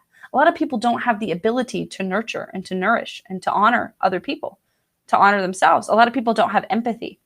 You're not lacking in the empathy, area of your life, Shelley. You're very empathetic. You might even consider yourself an empath. You might, Shelley says, am I the dragon? It's possible that you're the dragon. You might be the dragon. But if you are the dragon, then you have to embody the dragon. You have to be like, yes, I am the dragon. I am the badass. And so what I mean by this is if you have a lot of that emotional power, if you are like an empath, if you can help people or feel people's emotions or feel what other people are going through, a lot of people get bogged down with that emotional power that they have. And they end up feeling really bad because other people feel bad and they're like, I feel other people and now I feel bad. That is not the harmonious, healed path of the empath. The harmonious empath feels, but doesn't let it affect them, right? And we talked about this in the last reading. We talked about emotions, and right, our emotions, we feel them and they move through us. It is very similar when you are an empath. If you feel other people's emotions, you feel other people's energy situation, you just let it move through you, and that's it. That's how I'm able to read cards all day. Because I can feel what other people are going through and I just let it go through me and I don't let that sit in my body. So this is a message to you to get a handle on your empath capabilities and do not let your abilities and capabilities hurt you, essentially. Just because you're an empath and you feel other people doesn't mean you got to feel bad all the time. And we just talked about Abraham Hicks too. One of my favorite things that she says is you can't heal somebody's illness if you have the same illness. You can only heal somebody's illness if you don't stand in a place of being sick. And I love that. I love that so much. What that means is if you are an empath and you like feel somebody and you feel that they're sad, it's very hard to help them feel better if you also feel sad. So it's more about, yes, I feel that they're sad, but I don't need to take that on for myself. So it's a lot of protection work, a lot of grounding work. If you have a job where you're with people, like customer service or anything in medicine, anything where you're touching people, that is especially hard for people who are empathetic. And it's very easy to get people's energy on you.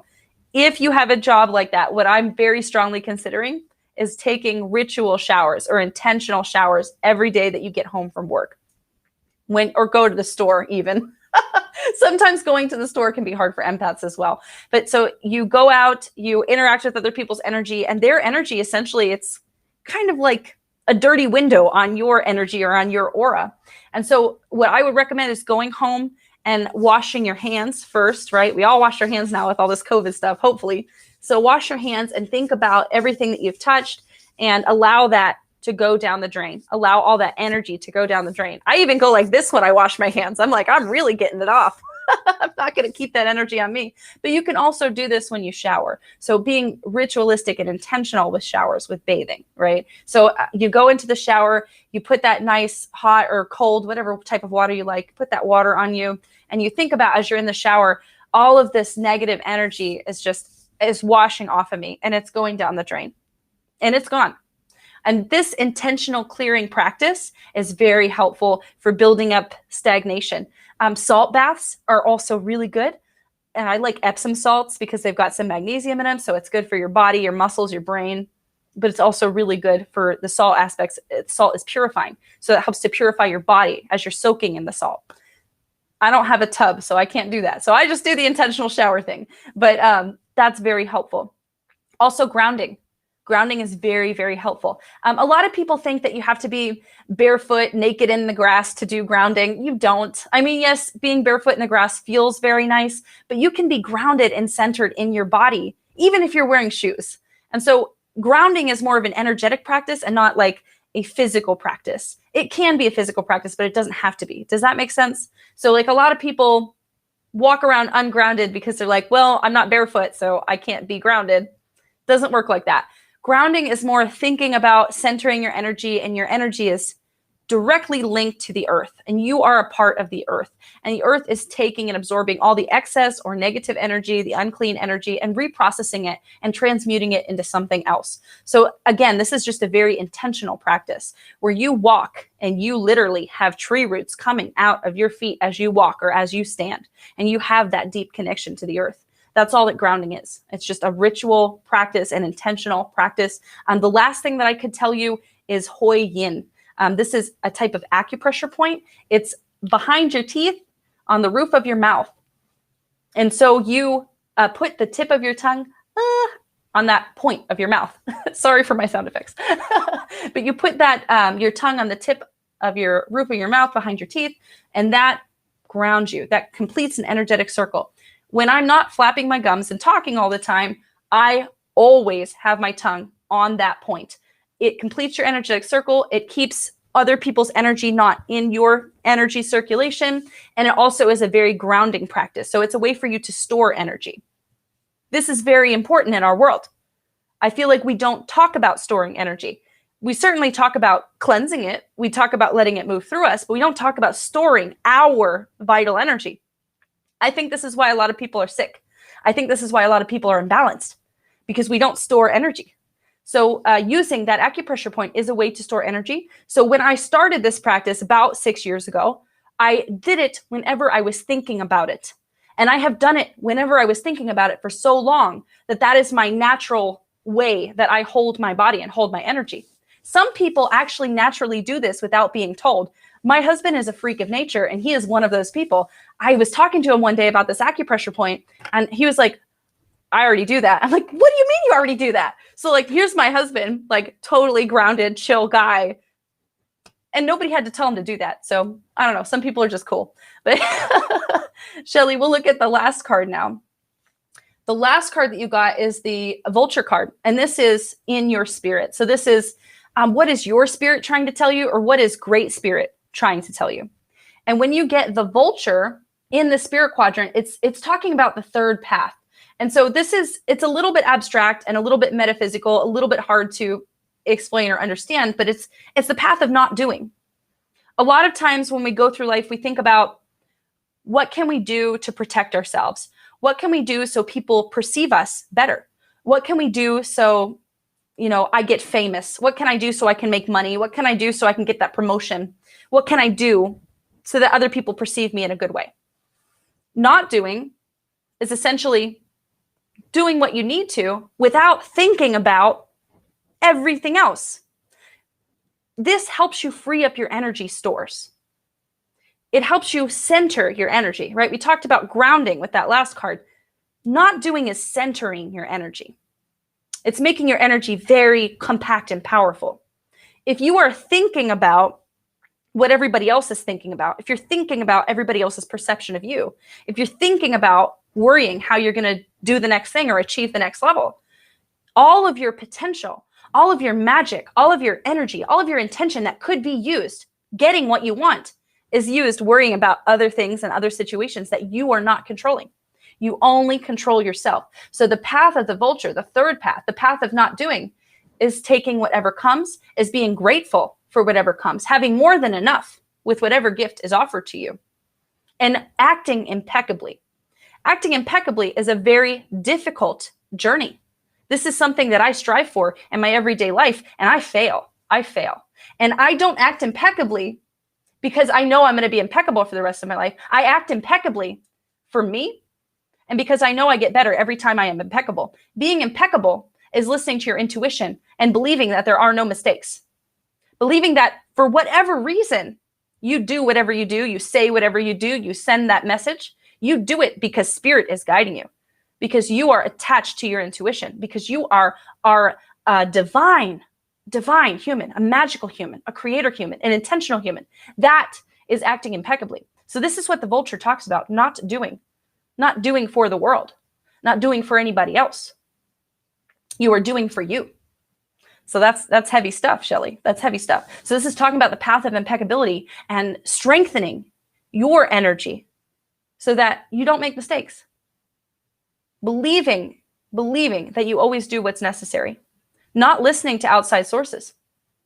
Not having your friends or, I don't know, your teachers, your family members come up to you and say, I don't think you should do it that way.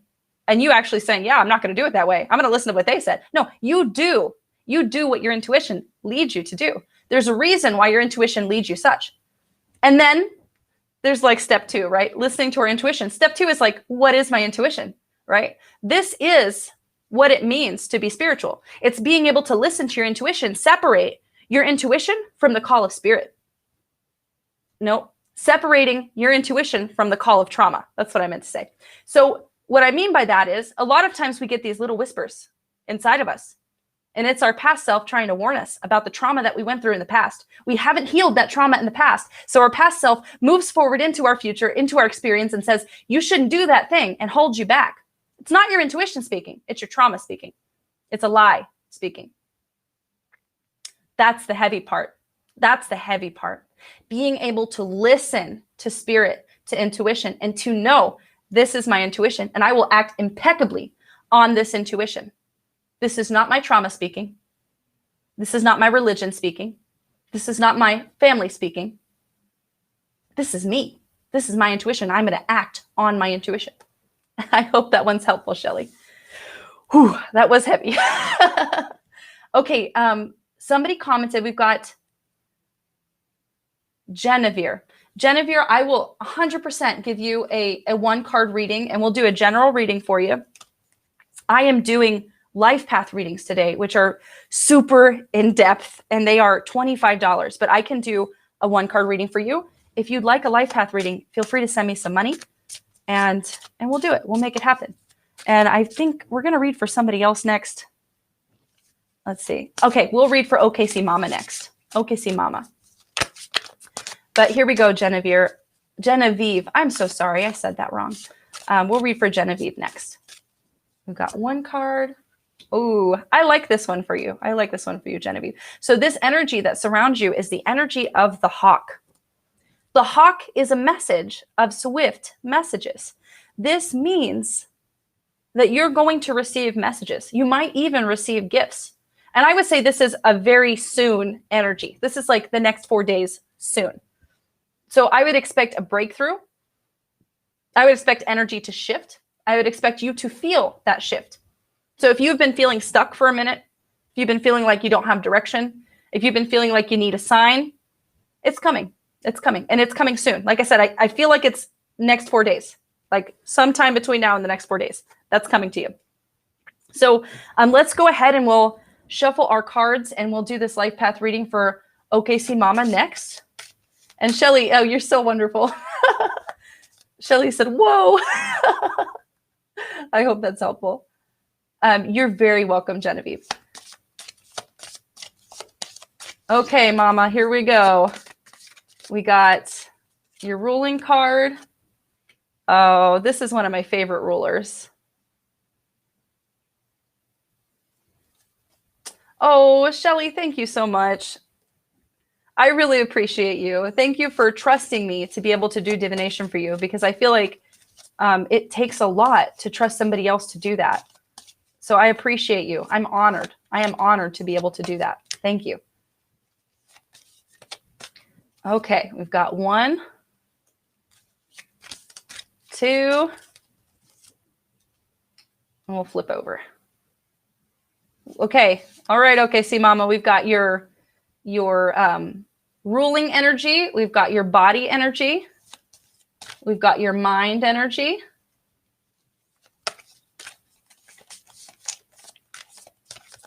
We've got your emotional energy. And finally, we have spirit. What does spirit have to say? Or what does your spirit have to say? We'll see.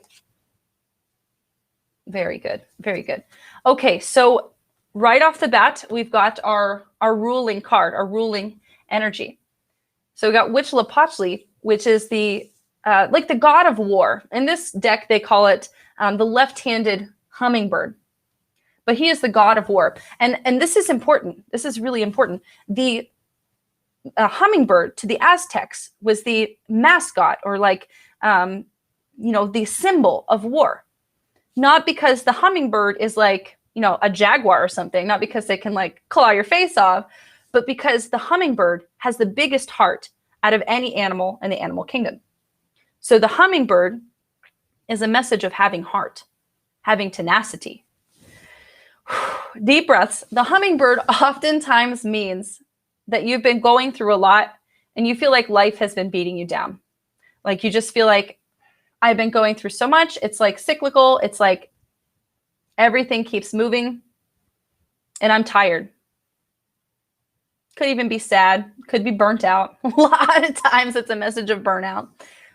And it's also a message of moving forward on the spiritual world, on a spiritual aspect. So it's less about winning. It's not about winning the war. It's more about getting up and doing it again and trying and continuing to try. It's like I was saying in the last reading about the path of impeccability. We are impeccable, not because we're always perfect, not because we always do the right thing, not because we choose our intuition over our trauma or over what other people say. We are impeccable because we continue to get up and we continue to try again. No matter what, we're going to keep continuing to try again, time and time again. So this is about the path of impeccability for you. And it's also about looking at areas of your life where you might feel burnt out, where you might feel like you don't want to try. Why is that? Why is that? If you feel burnt out in work, you're imbalanced. Either you're not charging enough or you're doing too much and you don't have good balance. So think about that. If you're feeling burnt out in your life, a lot of times it's because you're not appreciated or because you need a break, because you can't find balance. So the God of War is inviting you to find more balance in your life. The God of War is inviting you to be impeccable. And you don't have to be. You don't have to be. That's my favorite part about disorganized beliefs and, intentional spirituality, about spirituality without rules, without belief systems. We don't do this because some God will smite us if we don't. We don't do this because someone told us we have to. We do this because it's what's best for us, because this is what makes me feel good. The path of intentional spirituality, the path of impeccability, is about you feeling good. It's about you listening to spirit. It's about you listening to your intuition, simply because that's what's best for you, not because someone told you you have to. So again, this is heavy energy for a ruling card, heavy. Moving forward, we'll look at the energy of your body. What does your body have to say to you? What messages does your body have? And you got Otto water. This is a message of purification. In this card, we see an older woman who is casting water over a fire and she's creating smoke. This is actually a ritual that the Aztecs performed. They did sweats and different ceremonies with fire. And when they did these ceremonies with fire, they had an older woman of the tribe come to close the ceremony, come to close the circle. And she did this with water. And this was a message of purification. Purification is needed for us. A lot of us think of purification as like a dirty word. Like, if I need purification, I'm unclean. If I need purification, there's something wrong with me. That's not why we do purification. That's not why Indigenous people do sweats or do ceremonies for purification. It's not because you're unclean. It's because life happens. It's not because you're dirty. It's not because you did something wrong. But we all need purification. So this is a message of purification, especially in the body. What this means is there are things that have happened to you in your body. Could be medical events, could be experiences of trauma, could be health concerns. There are things that have happened to your body, and you have not thought about what that has done to your spirit. There's a disconnect there between body, mind, and spirit. And so Otto water is a need for purification to increase that cohesiveness between your body, mind, and spirit. So what I like to talk about with this is I like to talk about your energy. Your energy is moving all the time, or it should be. And then we get a blow to our energy. Something bad happens, something traumatic happens. Like I said, an adverse health event, something happens. And suddenly our energy is only flowing on one side and it's trickling on the other side. And it all is messed up. That flow is messed up. And so instead of having this rapid flow in your life, instead you have a blockage somewhere where instead of flow, you have trickle. So purification is needed to keep that flow going. If you have not thought about, not just consciously, but on a subconscious level, on a spiritual level, on a supernatural level, how your life experiences have affected you spiritually, you need purification. In other words, we all need it. We all need it. We all need it because we all continue to experience life and we all need to purify from life. We all need to sit with ourselves, with our experiences, with our emotions and move forward. A lot of times, Otto water is a water ceremony. You're being called to do a water ceremony. So if you could find a sweat in your area, that would be really great for you. Or maybe you could take up ritual bathing, like have an actual ritual practice of doing a very, very intentional practice. And so what I mean by intentional is less, I'm going to just take a shower and it's going to be intentional. It's more, I'm going to call up the spirits of the water. I'm going to summon the water spirits before I take this bath. So this is very different. This is more than intentional. This is ritual. This is ceremonial. This is asking you to hold ceremony for your body, especially for your healing, for your betterment, and most importantly, to get your energy flowing again. Happens to all of us. I think that's why the Aztecs were wild about bathing. The historical accounts of the Aztecs said that the Aztecs bathed 2 to 3 times a day. I'm lucky if I bathe 2 to 3 times a week. Like these people were really obsessed with showering and bathing. Like they were like, I need to get clean all the time. I just think that's so interesting. I wonder, I haven't ever talked to an Aztec, but I wonder, did they also practice spiritual bathing while they did this ritual bathing practice all the time? Very interesting.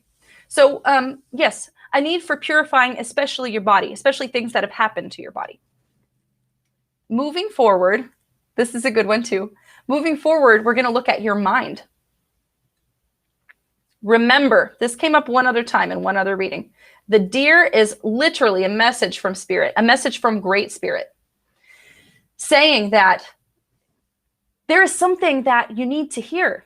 Spirit wants to give you a message. When it's a message in the mind, this is specifically something that will sustain your life. There is an area of your life where you lack sustainability, and spirit wishes to give you an answer. Spirit wishes you to understand how to make your life easier. Spirit wants you to make more money. Spirit wants you to have all those things that you've been trying to manifest, but you've been going about it the hard way. You've been doing things the conventional way. You've been running your businesses the way people tell you to run your businesses. You've been having interactions with people the way that people tell you to have interactions with people. You've been doing things that are acceptable.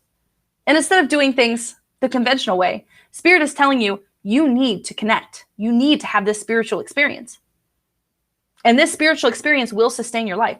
You will think about things differently after this spiritual experience. I'm just saying, getting Otto water in the body and then getting Masaro deer in the mind, to me, looks like you are to connect with water spirits and you'll get your life-sustaining message that way. So I would be, again, very serious about this water ritual, this purification ritual that you take on for yourself. And I've done a video about ceremony. I can link it here. And that video talks about ideas for how to hold a good ceremony for yourself. So maybe look at that and get some ideas. But what I really recommend is setting good intentions, saying, I'm going to start the ceremony and this is my intention. This is what I want to do. And don't hold expectations either when you hold ceremony for yourself. Don't hold expectations for spirit. Be open to whatever happens. Let whatever happens happen. But yes, a call from spirit. That's very important, very big. So moving forward into your emotions, you got Itsuquinti, the dog, in your emotions. Hi, Jay. And Itsuquinti is a message of loyalty, a message of service. It's not so much a message of travel in the emotions. It's more a message of service. And so a lot of times, people who are in service, people who have a service career, or people who are raising children, a lot of times those people work too much and give too much of themselves. So this is a call to you to have more balance in what you give. So never, and I mean never, never give something to somebody if you cannot give it freely. Do not expect anything in return when you give. That is the path of conscious giving. That's the path of honoring your own heart.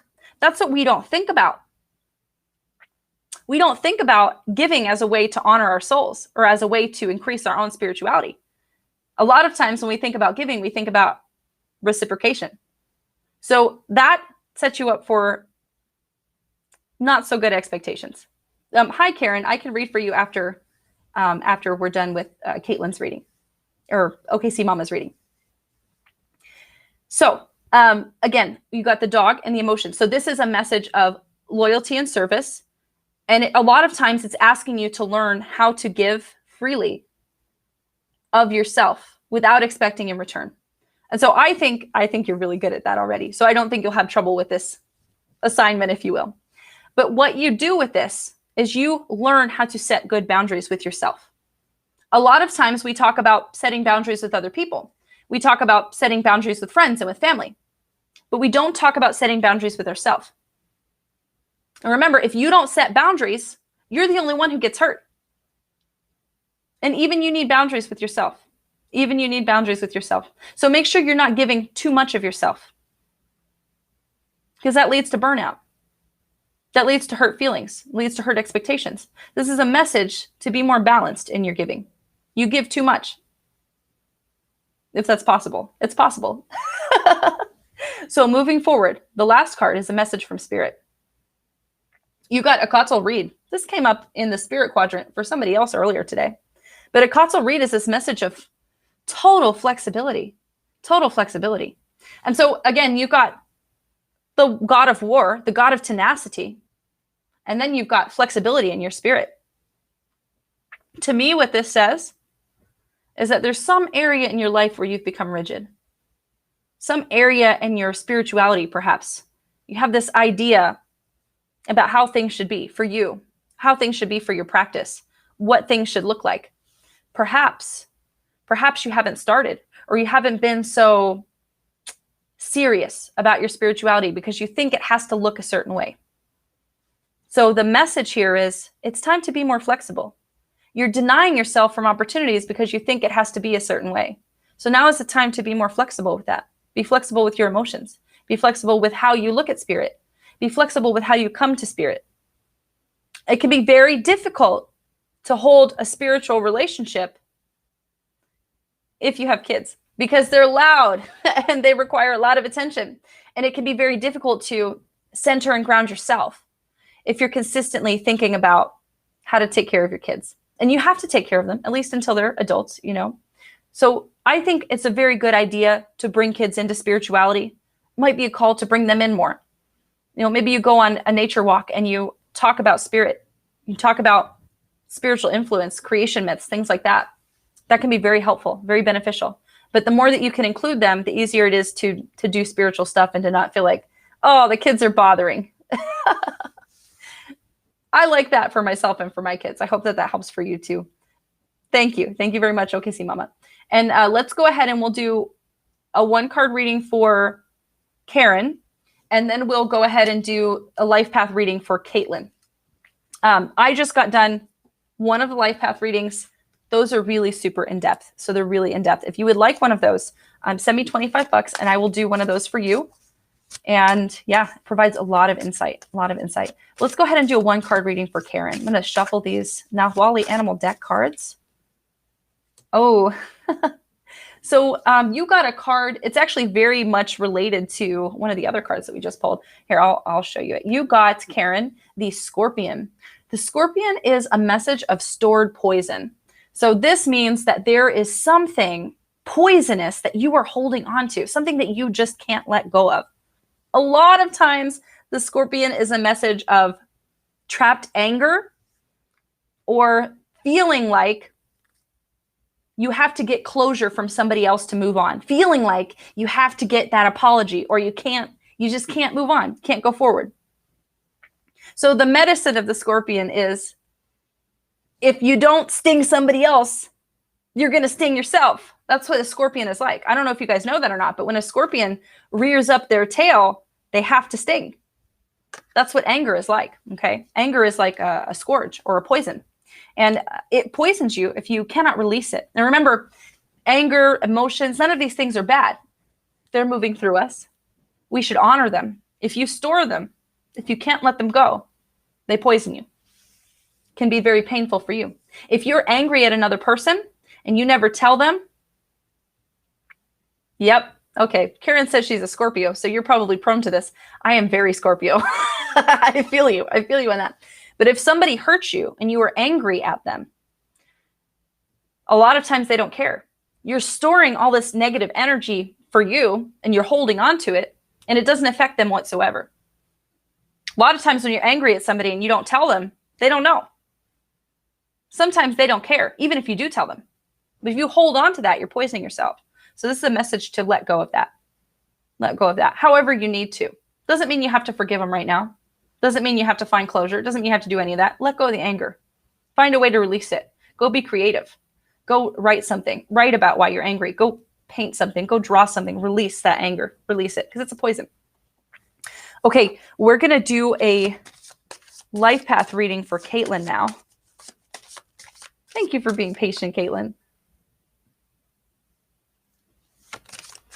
But we'll go ahead and we've got a ruling card. Hey, okay, Karen. Karen said she got a divorce in January. If you're holding on to emotion from that, could be time to do a ritual for yourself. I really like fire rituals if I'm angry, because fire makes me think of anger and burning things away. So if you are angry, write down what you're angry about and burn it. It's a good way to release stuff. And it's hella therapeutic. It is very therapeutic. Very good to just burn stuff. Safely.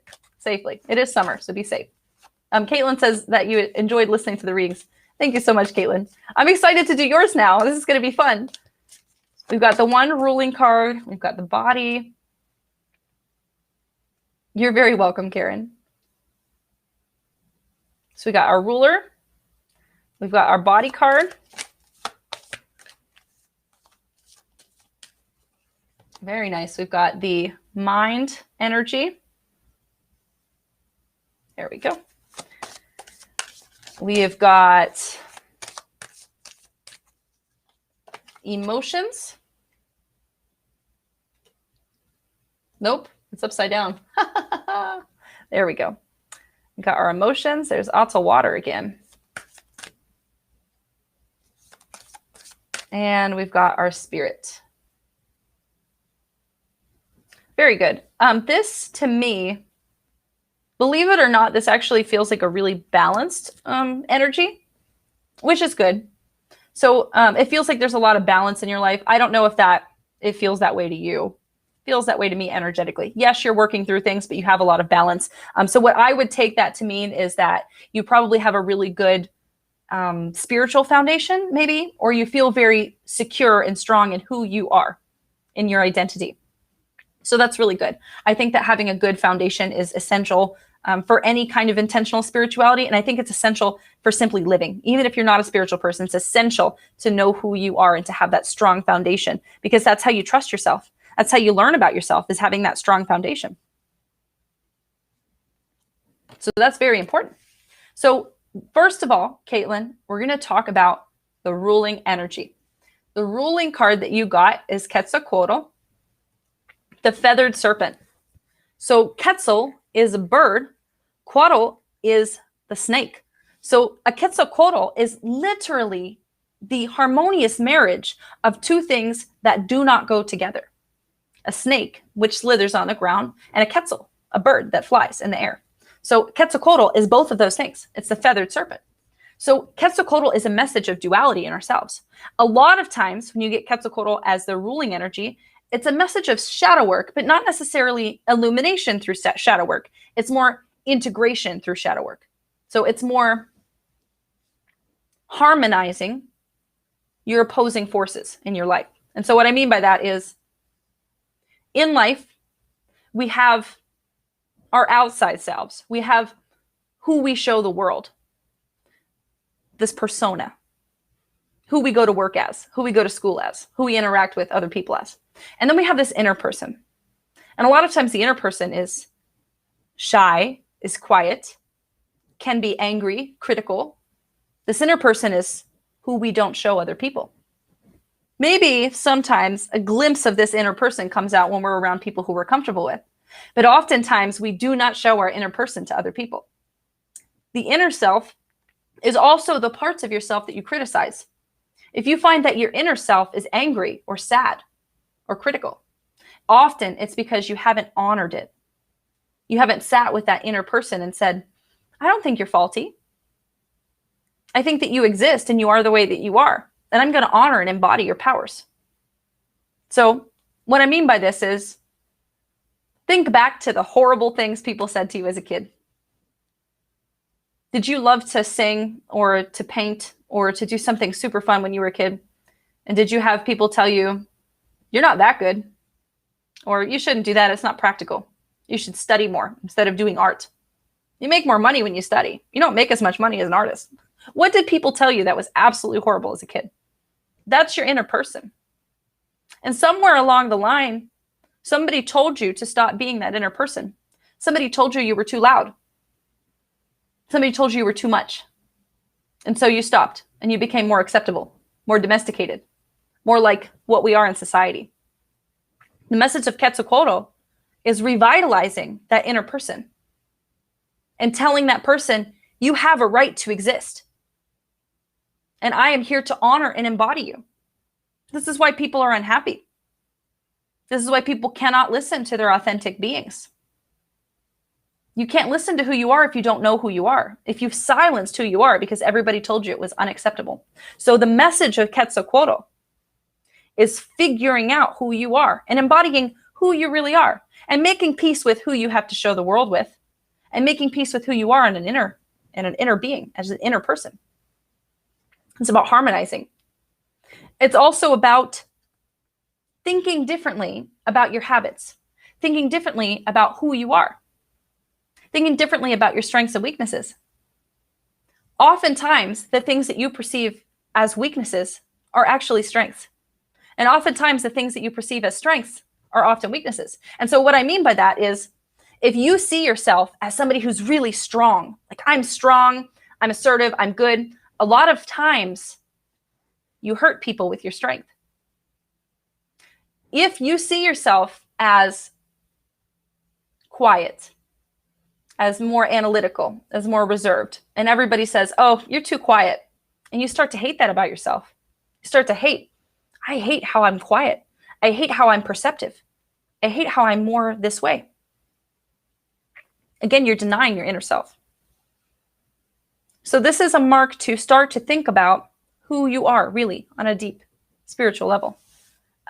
Neelam, you can ask a question, but I'm in the middle of a life path reading, so I'll get to you later. But moving forward, Kaitin. So this is just your ruling energy. That was a lot, right? So we're going to move forward into the body. So the body energy that you got Sipactili Dragon as well. And so this, again, if you don't make peace with your power, it will consume you. This is a message for you to embody your body's power. Embody your body's power. Your body is so powerful. Your body has helped you live this whole time. Your body has given you many gifts, many strengths, many experiences. And again, this is another thing. Society, the world, sometimes your parents, sometimes your school, your teachers tell you that your body is wrong. Your body is sinful. Your body is not good enough. Your body should be slimmer. Your body should be stronger. Your body should look different. You should dress your body different. And that builds up a lot of this shame, this grief, anger. And we have all this shame and anger energy that's directed towards our body. It's not directed at the people who told us our body was wrong. It's directed at our body. What a crime. What a crime. So Sipactili Dragon is, again, it's this message of uncovering who has told us that our body was wrong. Who has told us that our body is unacceptable? Who has made us feel guilty or shameful for the way our body is? And rooting out all of those things and moving forward in peace with your body. Make peace with your body. Doing thankfulness meditations with your body can be really helpful. Can very much help. Can help you with neutrality for your body. Can help you on that journey towards self-love. Sometimes it's hard to get there. It's hard to get to that, oh yes, I love all of this. Sometimes it's easier to just be neutral. Say, I've got this. Thumbs up. I'm not going to say anything else, just thumbs up.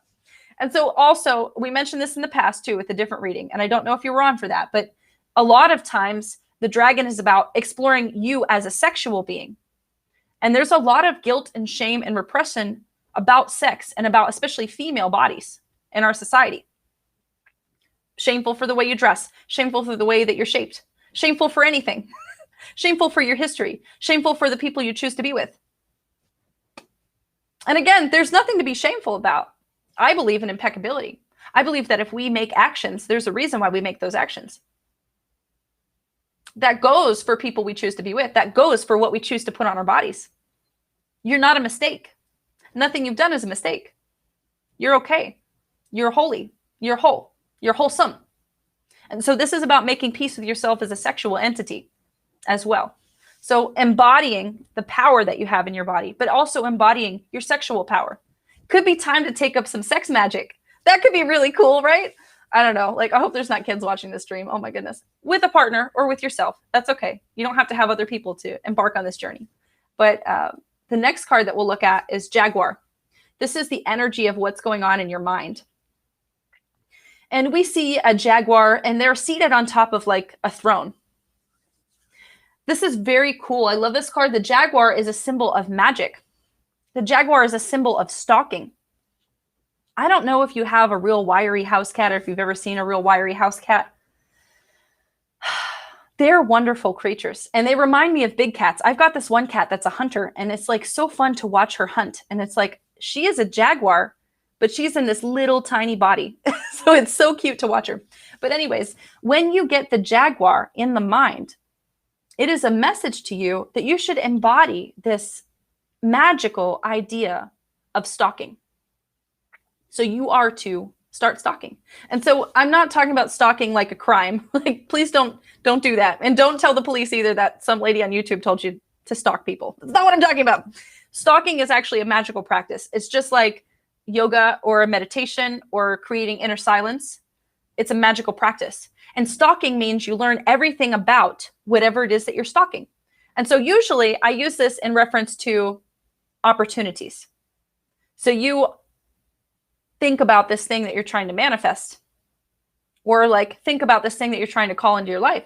So like if you're trying to bring in a new partner or a new house, a new job, you stalk that job. You learn everything about that job. You learn everything about the company that you want to work for. You learn everything about what a good, harmonious opportunity would look like for that job. Everything. You learn everything about it. And when that opportunity presents itself to you, your energy, your body, your mind, your soul, your spirit will know when that opportunity is harmonious for you. Because you've already stalked it. You know everything about it. A way to practice stalking is to go out into nature and to watch animals. Maybe you take up bird watching. You watch animals and you watch them and you see, I understand their habits. I understand how they build homes. I understand how they find food. And that is stalking. A long time ago, people had to stalk or they wouldn't eat. And we've forgotten this prowess, this ability to stalk. You can bring that stalking energy of your ancestors forward into your life today. And you can stalk your opportunities. You can stalk yourself. This is a very deep message, I believe, for you, because you got the Quetzalcoatl as your ruling energy. And it's all about harmonizing your inner self and your outer self. Harmonizing. Maybe you need to stalk your inner self. Maybe you've forgotten who your inner self is. Maybe you need to fall in love with your inner self again and know everything about who you are as an inner being. That takes a long time, though. You might do that for the rest of your life. So this is a spiritual practice that we're talking about. And it's a mindset shift. It's a way of being. Instead of like, I feel like a lot of the new agey people, they talk about like manifestation. They're like, I'm just going to call it in and it's going to happen. Like truly, I believe that. Truly, I believe if you manifest something or if you call something in, it will show itself in your life, in your experience. But on the other end of this, if you call it into your experience and you don't see it, when it presents itself into your life, then you miss the opportunity. This is why stalking is important. Same thing with stalking yourself. If you don't know who you are, how do you know what to manifest? If you don't know who you are, how do you know what your intuition feels like? If you don't know who you are, how do you know what your authentic self needs? And lots of people have told you who you are. People can't know that for you, though. So a lot of times people put identity as labels, things on you that are not harmonious, that are not actually you. So think about that. This is a message of shadow work, of embodying that shadow work, of embodying stalking. And maybe it's a different way to look at shadow work than you have thought about in the past. So moving forward in your emotions and relationships, we got the Oracle Water card. And this came up in the last reading as well. It's a little bit different for you, though. The last time we looked at Oracle Water, we looked at the body. Now we're looking at emotions and relationships, love energy, things like that. Oracle Water is always a call for purification. Something is stagnant in your life, especially in your emotion or relationships. So now is the time to embody this purification process. It very well could mean that now is the time to take up ritual, for purification, for your body, for your mind, for your soul, for your spirit. And again, we don't do purification because we're unclean or we're dirty or something like that. We do purification because we need to get things flowing again. Our energy should be like a rushing river, where energy is just continually rushing past us, rushing through us. This is what keeps us vital. This is what keeps us healthy. This is what keeps us energetically balanced. And remember, your energy is an indication of what's going on in your mind, what's going on in the rest of your body, what's going on in your experience. So it's very important to keep your energy moving and flowing. It has to be moving and flowing. Now, when Oracle Water comes up, it means that you haven't made a connection between your experiences and between how that affects your energy. Perhaps things have been done to your body and you haven't made this connection between how that's affected you spiritually. Like on a conscious level, on a cognizant level, we know that what happens to us affects our spirit and our energy. But subconsciously, we forget about that sometimes. Like for instance, if you've ever experienced something traumatic and then you're just like talking to somebody who's got like a pretty chill life and you just tell them something really traumatic, like it's normal because it's normal life to you. And they just look at you like, oh my gosh, what did you just say? We forget. It's just a part of our life, these traumatic things that we experience. So we forget what kind of emotional and energetic impact they have on us. So Oracle Water is this message to remember yourself, remember your experiences, and remember how they've affected you spiritually. And instead of being like a rushing river where your energy is just rushing through you, it's kind of trickling in some spots. Hey, Grace, if you'd like a one-card reading, feel free to comment and I'll get you one, but I'm in the middle of a life path reading. So, yes, Oracle Water. You might think about doing a ceremony, a water ceremony. Okay, so this means practically taking up a ceremony that cleanses your body, your energy, your emotions. So instead of working on cleansing your body, maybe you make an intentional ceremony where you call up these water spirits. You call up the healing spirits of your ancestors through this water. You embody those spirits through this water. And you ask them to open up your emotional channels, your energetic channels. You ask them to open up your heart to universal love, understanding, compassion. That is heavy, my friend. That is heavy. That's big work. That's big work. Don't run into ceremony if you're not ready yet. Okay. That's one thing I could offer you. Don't run into it if you're not ready. Make plans. And I would plan to do this ceremony. I would do a little bit more divination myself. I would do a bit more shadow work, but I would plan for this type of ceremony. The last card that we have is Kali House. Kali House is what's going on in your spirit. House is, yes, your house. Oh, Caitlin. Caitlin, really quick, you said, I'm not sure what it is and I'm not sure how to start that. Caitlin, if you private message me on Facebook, I will send you some resources after I'm done reading. Just private message me because I'll forget. I forget everything. But the last card, Caitlin, is Kali house, and this is what's going on in your spirit. So house is the place that you live in, right? That's your home. That's where you go to sleep at night. But house is also your body. I feel like there was a strong message there in your body with the dragon energy. Strong message. But your house is also the container for your spirit. Like it's more than just a body, right? It's more than just this physical thing that we can touch in our flesh and our bones. Like it is actually a great divine container for spirit. So that's something that you should honor throughout this. Spirit is asking you to honor your body. So again, this is coming to body neutrality, thinking neutrally about your body, and eventually getting to a point where you're friends with your body, maybe even where you love your body. This is also a call for you to develop that container, that connection that you have with your body.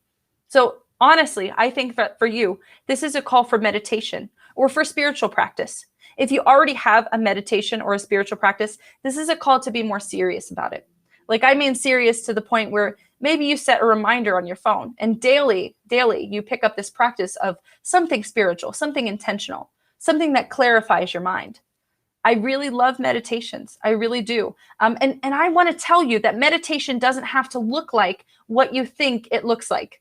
Like a lot of people think of meditation and they think like, I'm going to float on a pillow and say Om and like be really quiet and not think about anything. That's one form of meditation. But you can also meditate while you're walking. You can meditate while you're working. You can meditate while you're washing dishes. You can meditate while you take a shower. You can meditate and sing. Meditation is being present with yourself and with your energy. So you can meditate and do pretty much anything. Very important. But this is a call to pick up meditation because this meditation practice will help increase your awareness. And it might even help you with this shadow work that you're going on, that you're going through, this journey of shadow work and integration. But I hope that one's helpful, Caitlin. And like I said, do message me and I will help you out with that. Okay, so I'm going to go ahead and pull a 1-card reading for Grace Dream. Thanks for following the stream, Grace. And anybody else, yep, we'll do one for Grace and then we'll do one for Pinky, for sure, Pinky. So I'm doing free 1-card readings today, and I'm also doing life path readings, and those are $25. You're very welcome, Caitlin. It was a pleasure to read for you, an absolute honor. Thank you. So Grace, I'm going to pull 1 card for you, and then I'll pull 1 card for Pinky. Thanks for joining again, Pinky. It's good to see ya.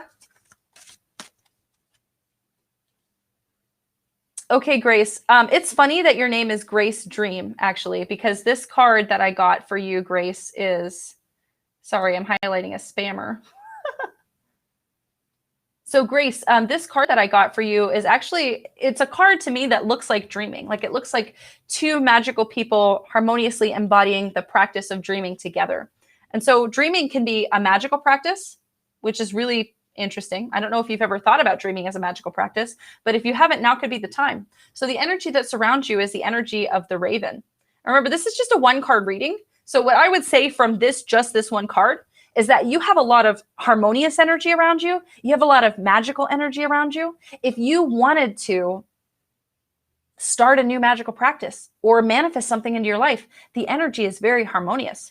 If you have been thinking about starting a new relationship, the energy is very, very harmonious for that. And the type of energy that this embodies is not just like a fun fling, whatever relationship. It is more like a deep, spiritually connected relationship, a connection that is grounded through magical foundations. So that's really wonderful. I really love that for you. And then we'll go ahead and shuffle, and then you're very welcome. Thank you very much, Pinky. I just love that you watch, and I'm glad that you're here on the stream today. We'll go ahead and call a card out for Pinky as well, though. I'm going to shuffle, and I love to do this, Pinky, like for real. Like I really love to do readings. It's very like fun for me, and I love to be able to interpret other people's energy. I really do love it. I feel like anybody can do this. Oh, Neelam. Neelam, I forgot. Thank you for messaging again. I'm going to pull this card for Pinky, and then Neelam, I will pull a card for you as well. So we got one card. Okay, Pinky. This card is the Quetzal. This came up in the past, I think, as well today. The Quetzal bird is a message of recognition. So what this to me means is that you're about to get a breakthrough, or you're about to get recognized. So what this energy is like strong, like promotion energy, strong energy of like people in your community recognizing you for the things that you do.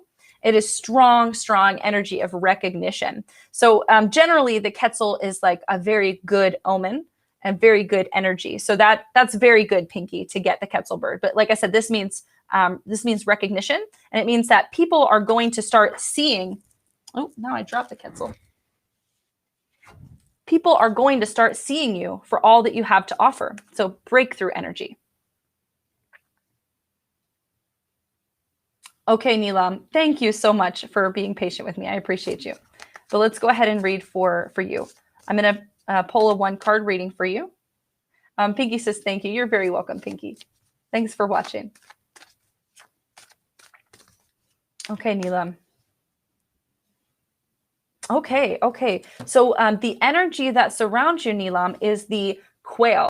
And so the quail is, you see it, it's kind of standing up on like a pillar or like a temple, like the top of a temple. And there's light and healing energy that is like radiating out of the quail's wings. So the quail energy is a message of deep healing.